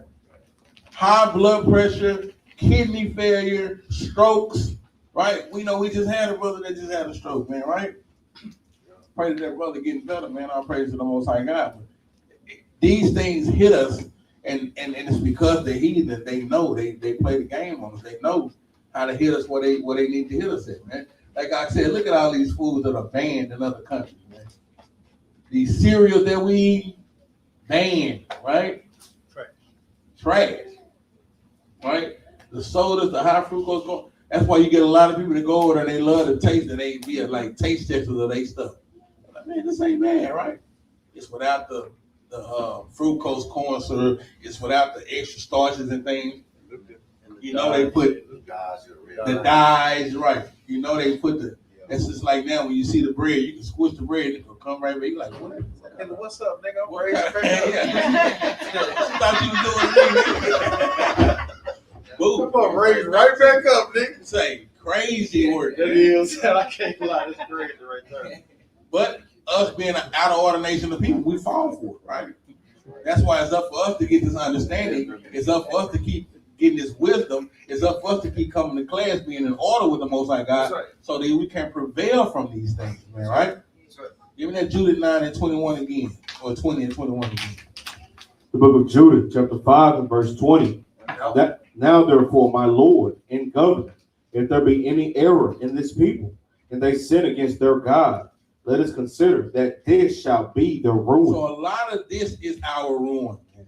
A lot of these plagues put upon us, these diseases, it's our ruin. And we know this is a heavy percentage of deaths in Black Americans, man. Stroke, high blood pressure, kidney failure, all these things, diabetes. We know that this is our ruin, Reed. Come, and let us go up, and we shall overcome them. But let us go up, y'all, so we can overcome these things, man. Let's understand what we have to do. Let's keep the dietary laws so that we can stay away from these things and overcome them. It's simple. Read. Verse 21. But if there be no iniquity in their nation, let my Lord now pass by. Because if they see us, brothers and sisters, keeping the 7-day Sabbath, not eating unclean foods, and not going after unholy things, then guess what? They can't bother. They know that we're protected by the Most High God, man. They know. Negroes going there, every time they see us looking at something, we like this. Catastrophe misophony. That's crazy. What? Oh no, we ain't eating that. Yeah, they see us, they like, I ain't even, they ain't, what is that word? Right? We don't even know the word, but when we start doing these things, we better ourselves against the nation, man, against the heathen, man, against our enemies. Read it again, 21. But if there be no iniquity in their nation, let my Lord now pass by, lest their Lord defend them, and their God be for them, and we become a reproach before all the world. So this is how the Lord defends us, by us what? Eating the dietary laws, right? That's how he defends us. Right? We know that some of these things are defiled too. But guess what? The Lord is still defending us each and every day. That's why a lot of people are catching these things on a bad level, and we are not, because he's defending us, because we're what? Keeping the commandments of the Most High God. Go to Leviticus chapter 18.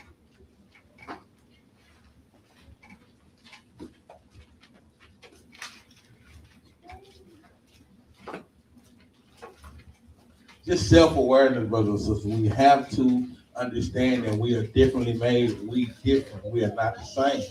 Things attack us and hit us different than other people. Right? We are held at a different standard than other nations. Right? All these things, man, play a part. Leviticus 18 and start at 24. Come.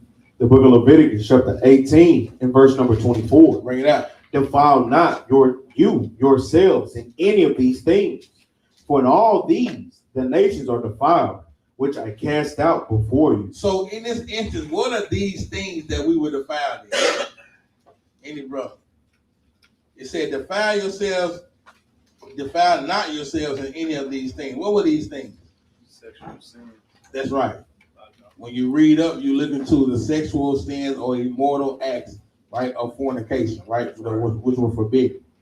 So we know that these things bring amongst problems as well as us, right? Because when we are not to be mingling with the other seeds and nations, that's another part. But when you start mingling with them, you start what? Eventually doing their things or doing their ways, right? Idolatry. That's why you start going into their ways, right? You can't marry an Asian woman and then say, well, I'm not going to give a care about none of shit. You know what I'm saying? You go care for her now and what she do and what her people do, right? Just like Solomon. But read 24 again. Come, defile not you yourselves in any of these things, for in all these the nations are defiled, which I cast out before you. So another way that we are defiled is by what these marriages that we are making with these heathens, right? There's another way to defile yourself. That's why the Lord said what? Keep the flower of your age. That's right. Let's get that right quick.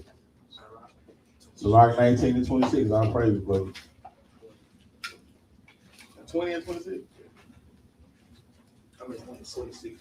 26 and 20. I hate it, man. You know me, man. You know I'm dyslexic on any given day.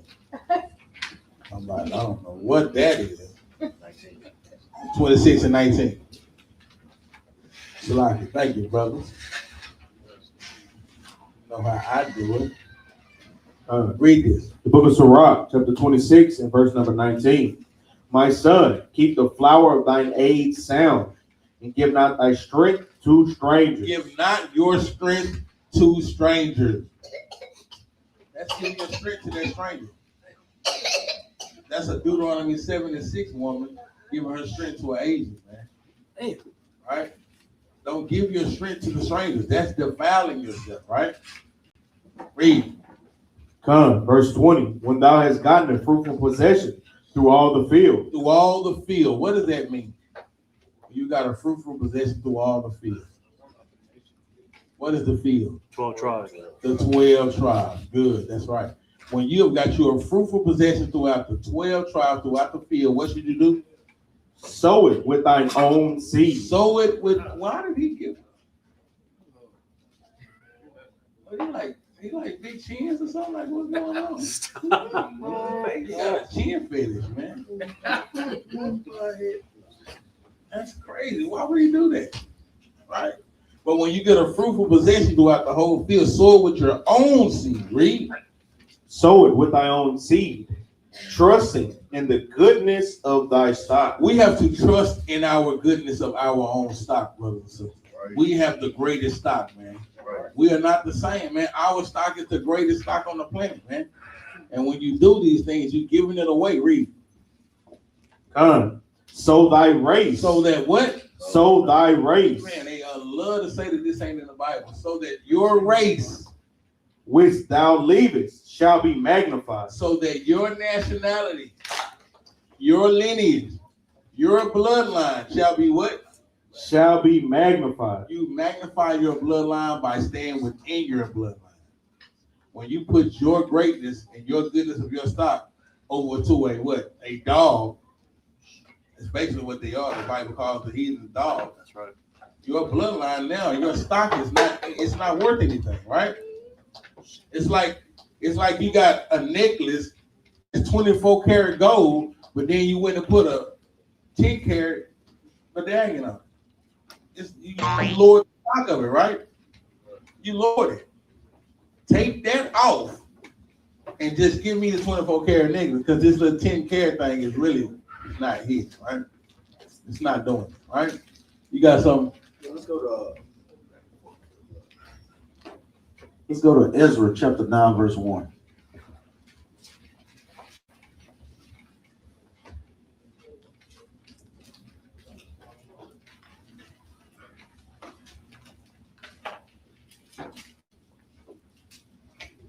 The book of Ezra, chapter 9 and verse number 1.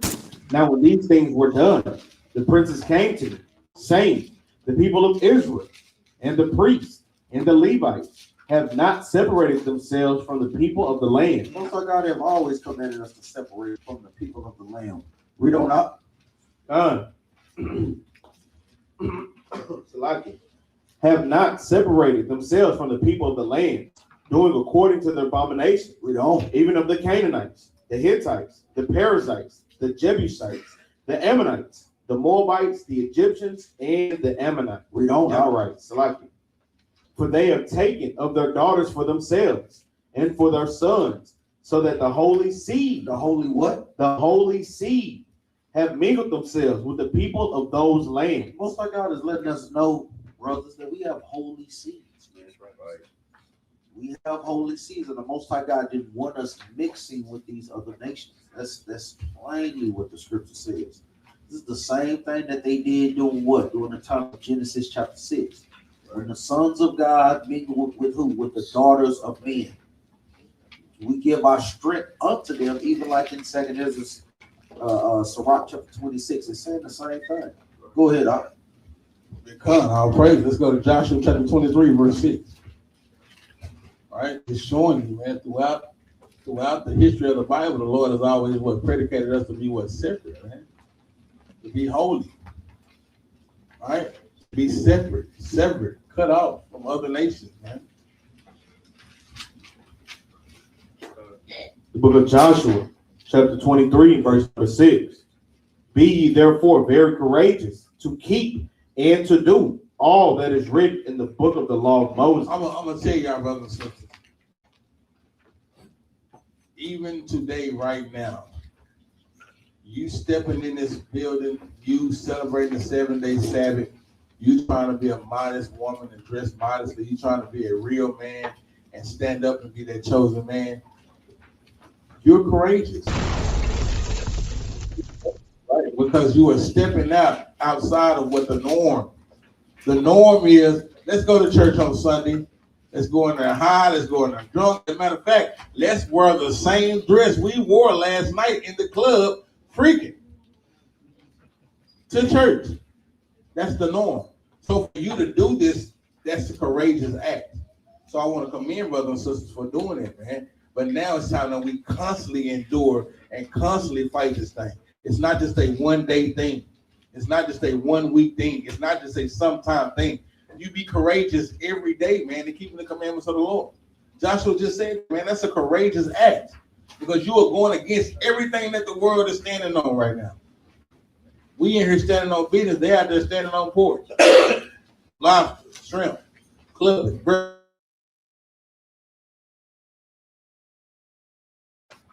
Crazy, right?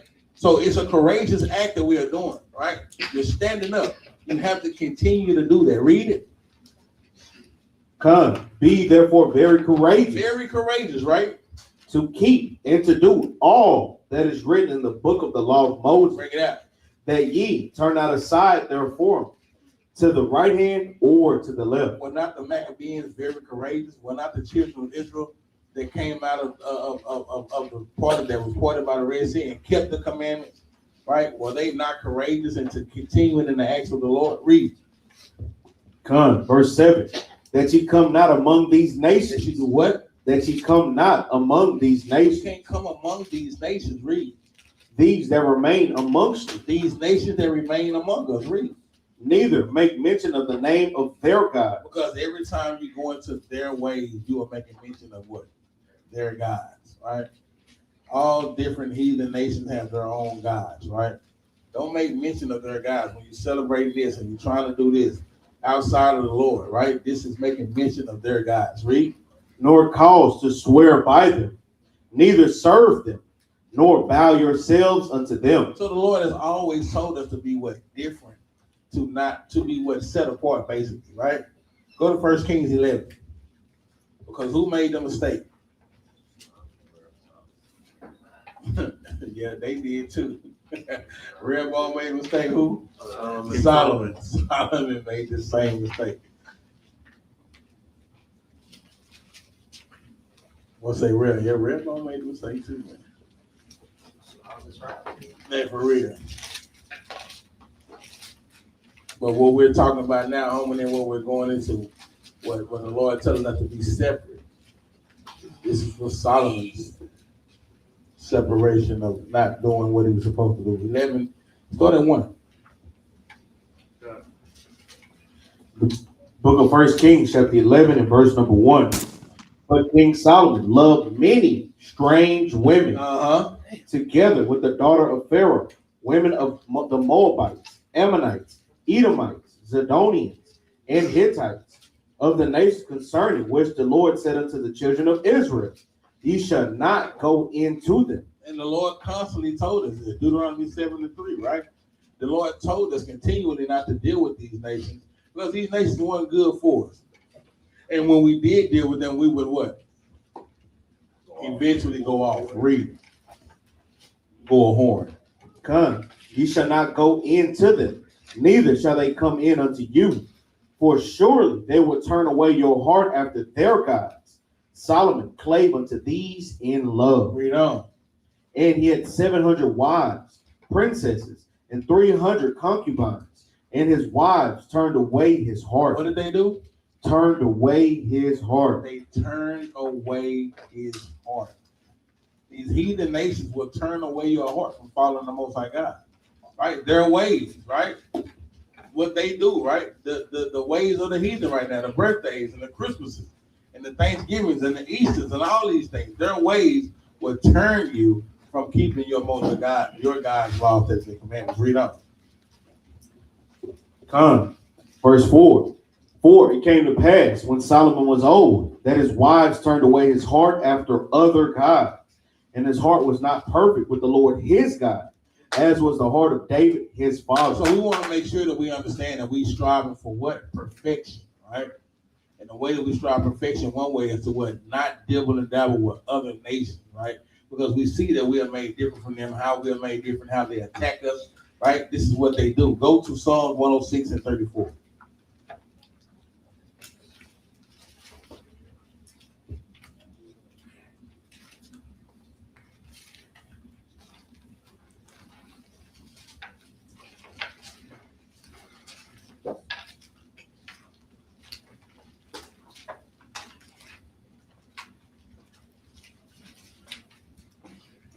Book of Psalms, chapter 106 and verse number 4. 34. Oh, it's like verse 34. Bring it up.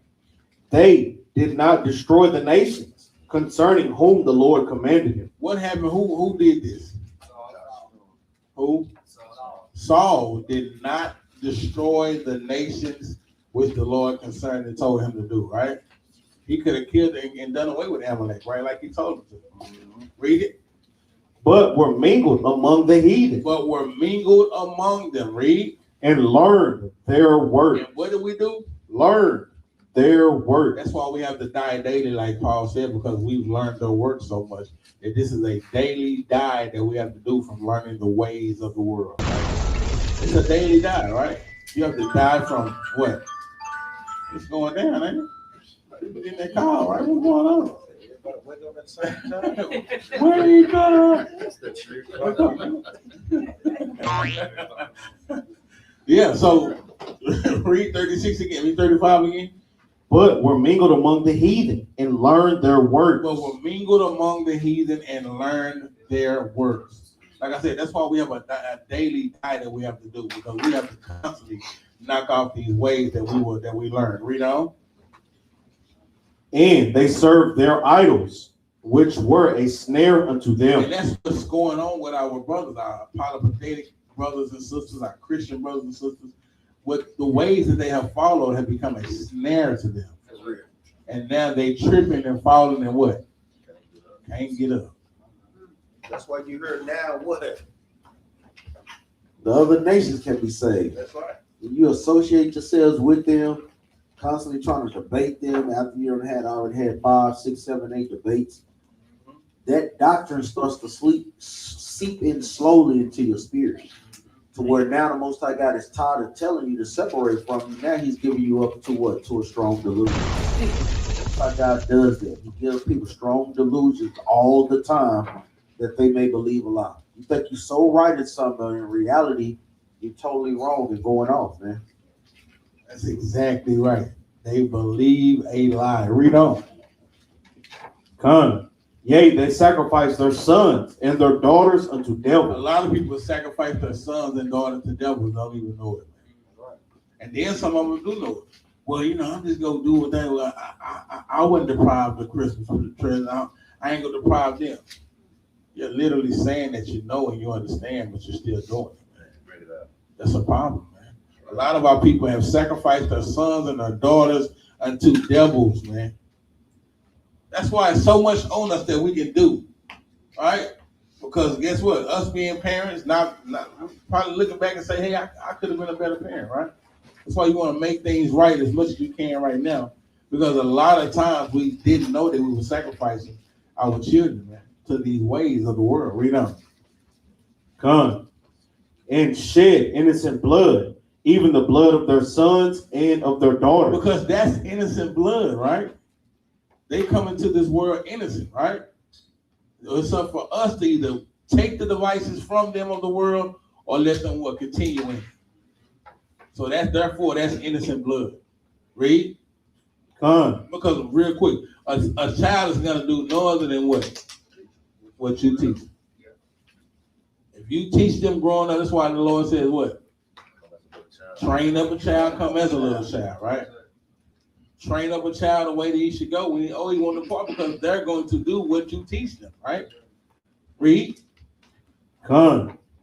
Whom they sacrificed unto the idols of Canaan, and the land was polluted with blood. Read on, 39. Thus were they defiled with their own works. They were defiled with their own works. Read. And went a whoring with their own inventions.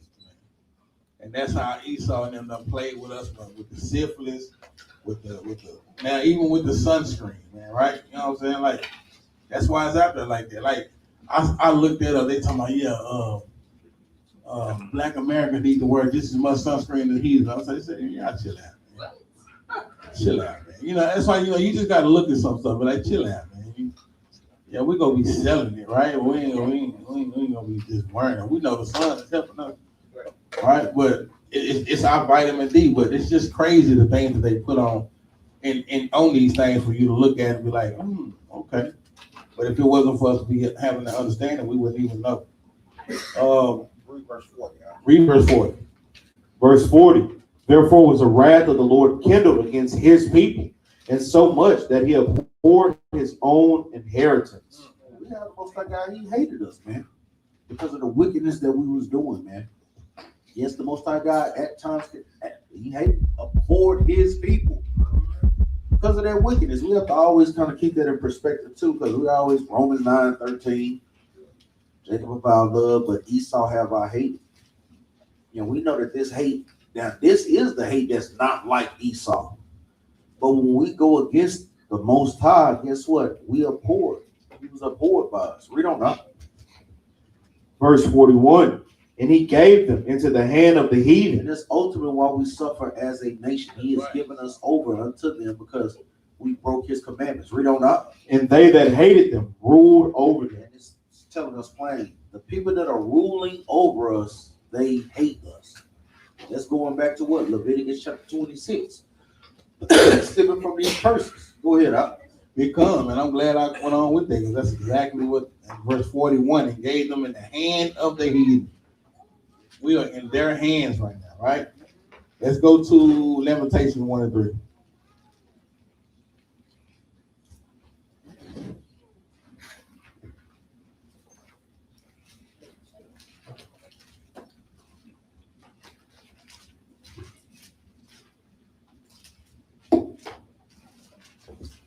Lamentations chapter 1, verse 3.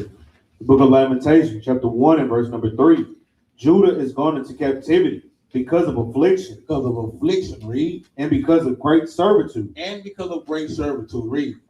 She dwelleth among the heathen. What does she do? She dwelleth among the heathen. We are dwelling among the heathen, read. She findeth no rest. And guess what? Upon us dwelling among the heathen, we find no rest, man. Right? Because we dwell among them, we have to work in their jobs, right? We have to do, be on their times, right? Daylight savings, all this stuff, man. All this stuff, man. Right? We have no rest. She findeth no rest. Read. Come. She findeth no rest. All her persecutors overtook her between the straits. All her persecutors overtook her. Because we have no rest, guess what? Now we got to eat GMO food. I can't find a grape with a seed to save my life. Right? Because we have no rest, man. It's continually us having problems with them. Right? Jump over to verse chapter 2, verse 8. The book of Lamentations, chapter 2 and verse number 8. The Lord had proposed to destroy the wall of the daughter of Zion. He had stretched out a line. He had not withdrawn his hand from destroying. Therefore, he made the rampart and the wall to lament. They languished together. They languished together, right? The Lord is putting it out there. Hey, he said he drew a line, right? And you go continue until you cross that line, and sooner or later, that grace gonna be gone, right? Read verse 9. Her gates are sunk into the ground. What does the gates go into? Our leadership, man. Our what? Perseverance, our fortification, the things that help protect us, they are sunk into the ground. Read. He had destroyed and broken her bars. And now we don't have, we used to have some black farmers, right? We used to have, we could go and get our own stuff, man, but it's nothing right now, right? Because they have to go into the ways to do what they want us to do as far as farming, right? All this thing. Read on. He had destroyed and broken her bars. Her king and her princes are among the Gentiles. Or among the who? Are among the Gentiles. Read. The law is no more. Her prophets also. Read that again. The law is no more. The law is no more. That's why we have to continually go out here and keep this thing going to put this law back into the world, because there's no more to our people. Read. Her prophets also find no vision from the Lord. That's heavy. That's right. That's heavy. And now our leaders are not having any vision from the Lord. It's what their personal vision. It's the vision of the heathen. Right? We already know theology is the vision of the heathen. Right. Christianity is the religion of the heathen, right? Her prophets don't have any more vision. We don't have any guidance for our brothers and sisters now, man. Read. Come, the elders of the daughter of Zion sit upon the ground and keep silence. They have cast up dust upon their head. And that's why we always tell them when we out there, man, you elders, y'all done failed us, man. We tell them all the time, shut up, man, be quiet, man. Old brother, old Negro, come on, because you done failed us, and you ain't even trying to help, man. You ain't even trying to help. You ain't trying to get you pushing that same stuff that everybody else pushing.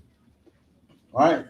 Go on. Read. Go ahead. Real quick. Let me see if brothers and sisters are paying attention. Read that verse 9 again.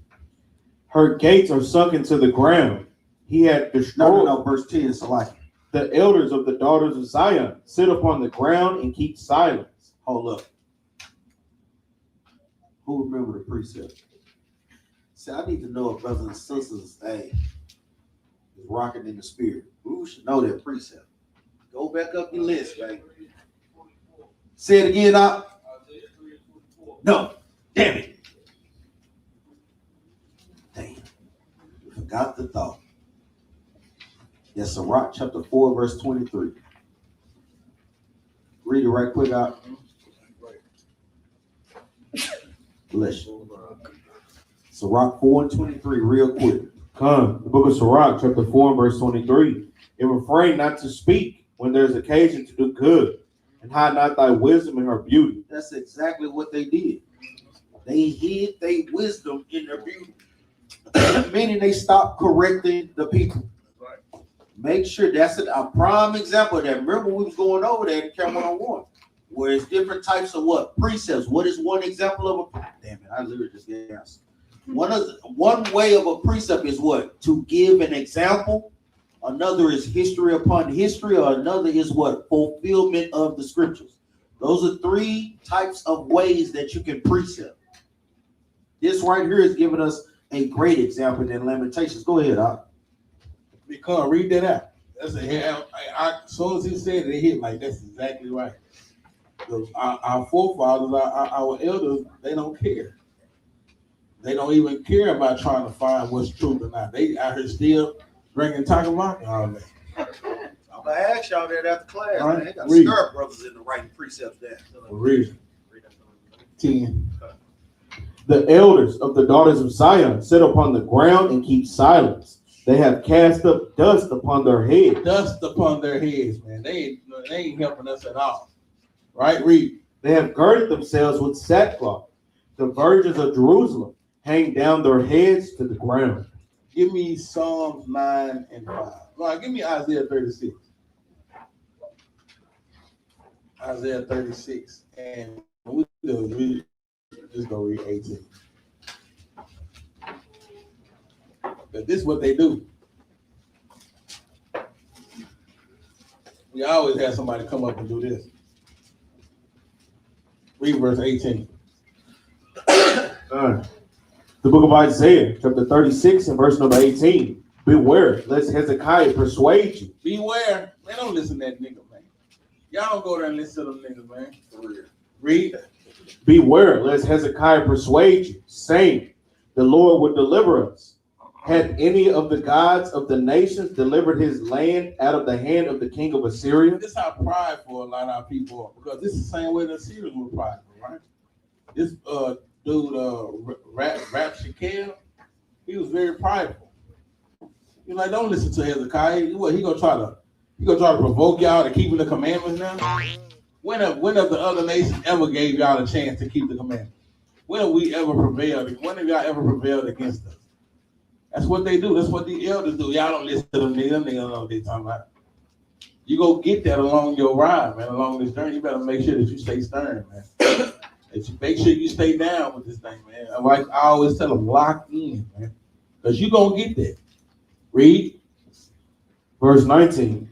Were the gods of Hamath and Arphad? Were the gods of Sepharvaim? And have they delivered Samaria out of my hand? See how cocky they are? Have they delivered Samaria out of our hand? Remember, this is going into the Syrians, right? That's right.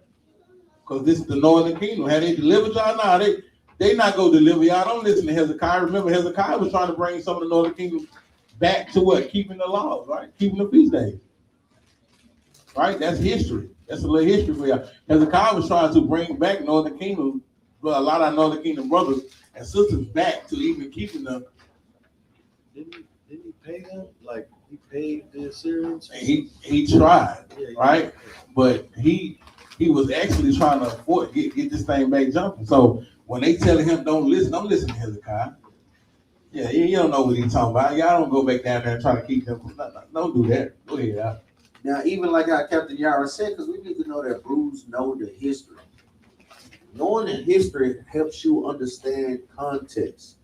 So in this, we reading about, like I said, Rabshakeh and Assyria. This going into his blasphemy. So what ultimately happened, do any brother know? Did they succeed? Bruce don't know. Help us out, brother. Y'all go on. What happened? They had wound up getting overthrown. Not Israel, but because this was in the council, right? When they had the council in the temple, and he had came in. I was like, hey, don't be listening to them, blase. And they had wound up getting destroyed for a basic. So how were they destroyed? Say it again. The Most High God sent an angel down to kill 185,000 Assyrians.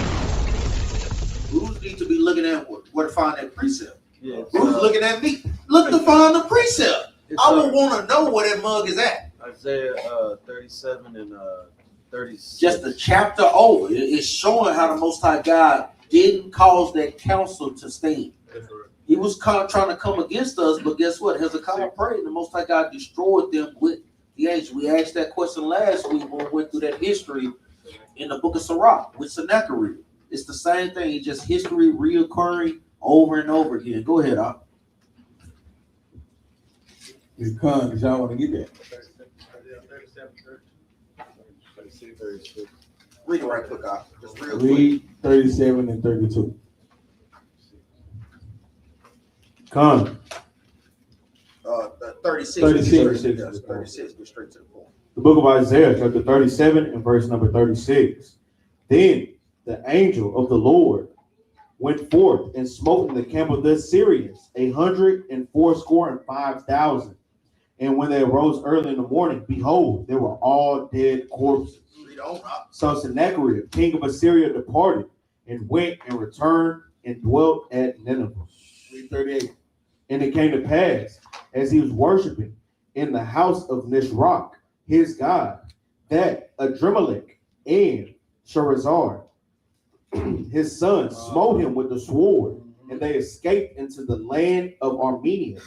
And Esarhaddon, his son, reigned in his stead. So make sure y'all put that right there with Isaiah 36. Brothers need to be highlighting a lot because this is the second time Bruce didn't know what we was talking about. I'm gonna tell you, when you hear about accounts where angels coming, that's an account that y'all should never lose sight of. 180,000, 85,000 people. Bro, I want to know about that thing, man. Same account, same Chronicles. Yes, same account. We had an account. I mean, there's many different places in Second Kings. Just saying the same thing. Yeah. Second Kings, First Chronicles going to the same thing. And it's also an account in Sirach. All of them is talking about the same thing.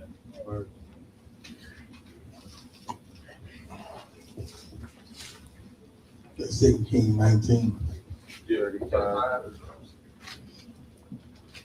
Bruce, write it down, man. Give me the precepts. We'll read 2 Kings 19, 35.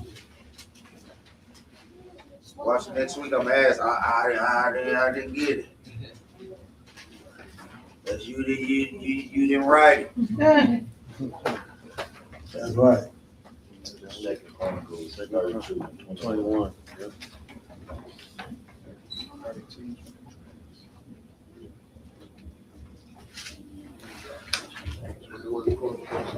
Give me Psalm chapter 9 and verse 5.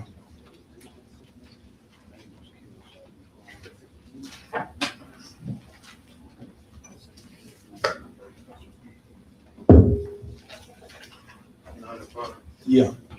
The book of Psalms, chapter 9 and verse 5. Bring it out. Thou hast rebuked the heathen. Thou hast destroyed the wicked. Thou hast put out their name forever and ever. But that's what we're trying to do, rebuke the heathen. The Lord has rebuked the heathen, and we have to do it as well. But that has rebuked the heathen, that has destroyed the wicked. We have to destroy their altars, right? We have to destroy everything that they have into this kingdom right now. We have to destroy it. That's why we can never not say anything. We got to always be ready to destroy their wickedness, their doctrine. Jump over to 15. Verse 15. The heathen are sunk down in the pit that they made, in the net which they hid. Is their own foot taken? Read that again. That's right. The heathen are sunk down in the pit that they made. They are sunk down in the pit that they made. So even though they're trying to put this stuff on us, all these pestilence and illnesses that they put upon us, it says that they're gonna be sunk in their own grave, basically. Right? Go ahead. Great precept, man. Remember when we say Bruce got to be thinking of talking points. Need Bruce alive up in this thing. What is a great talking point in a trap that they set for us, but it caught them? That's right. Y'all know what I'm saying? What is a trap that Esau put out there, but now they caught in that trap?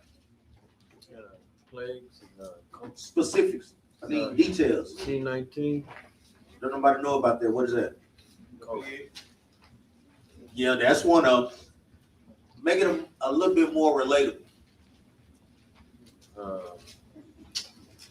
You know how they open the books, can't connect with Christ.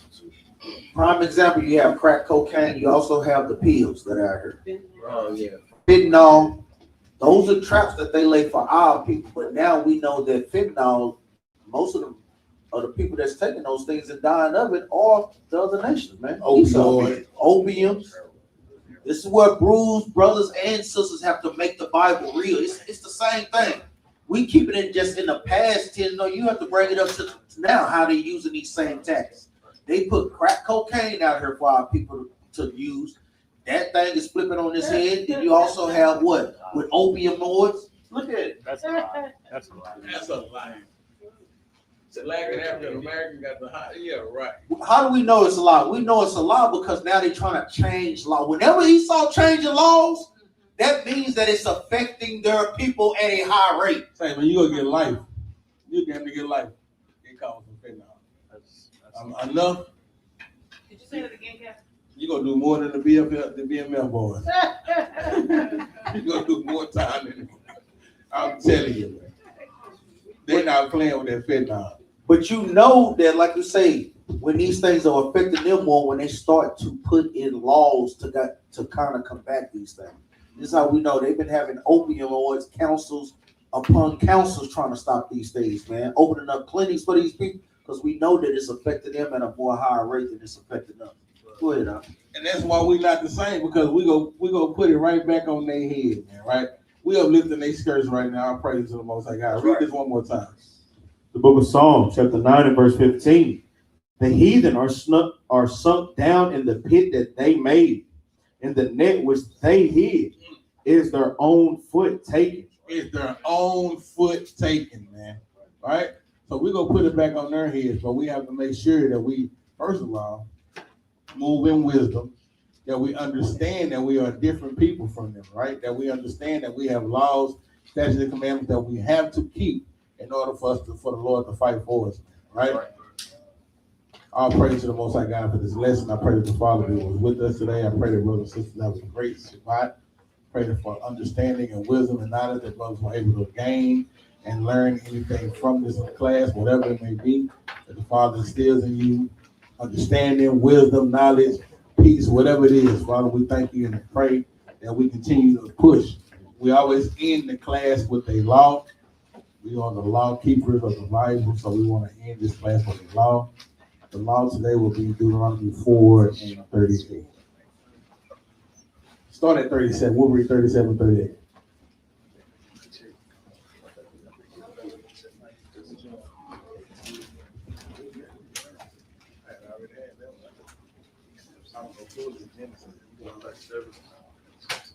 Yeah, 37, 38.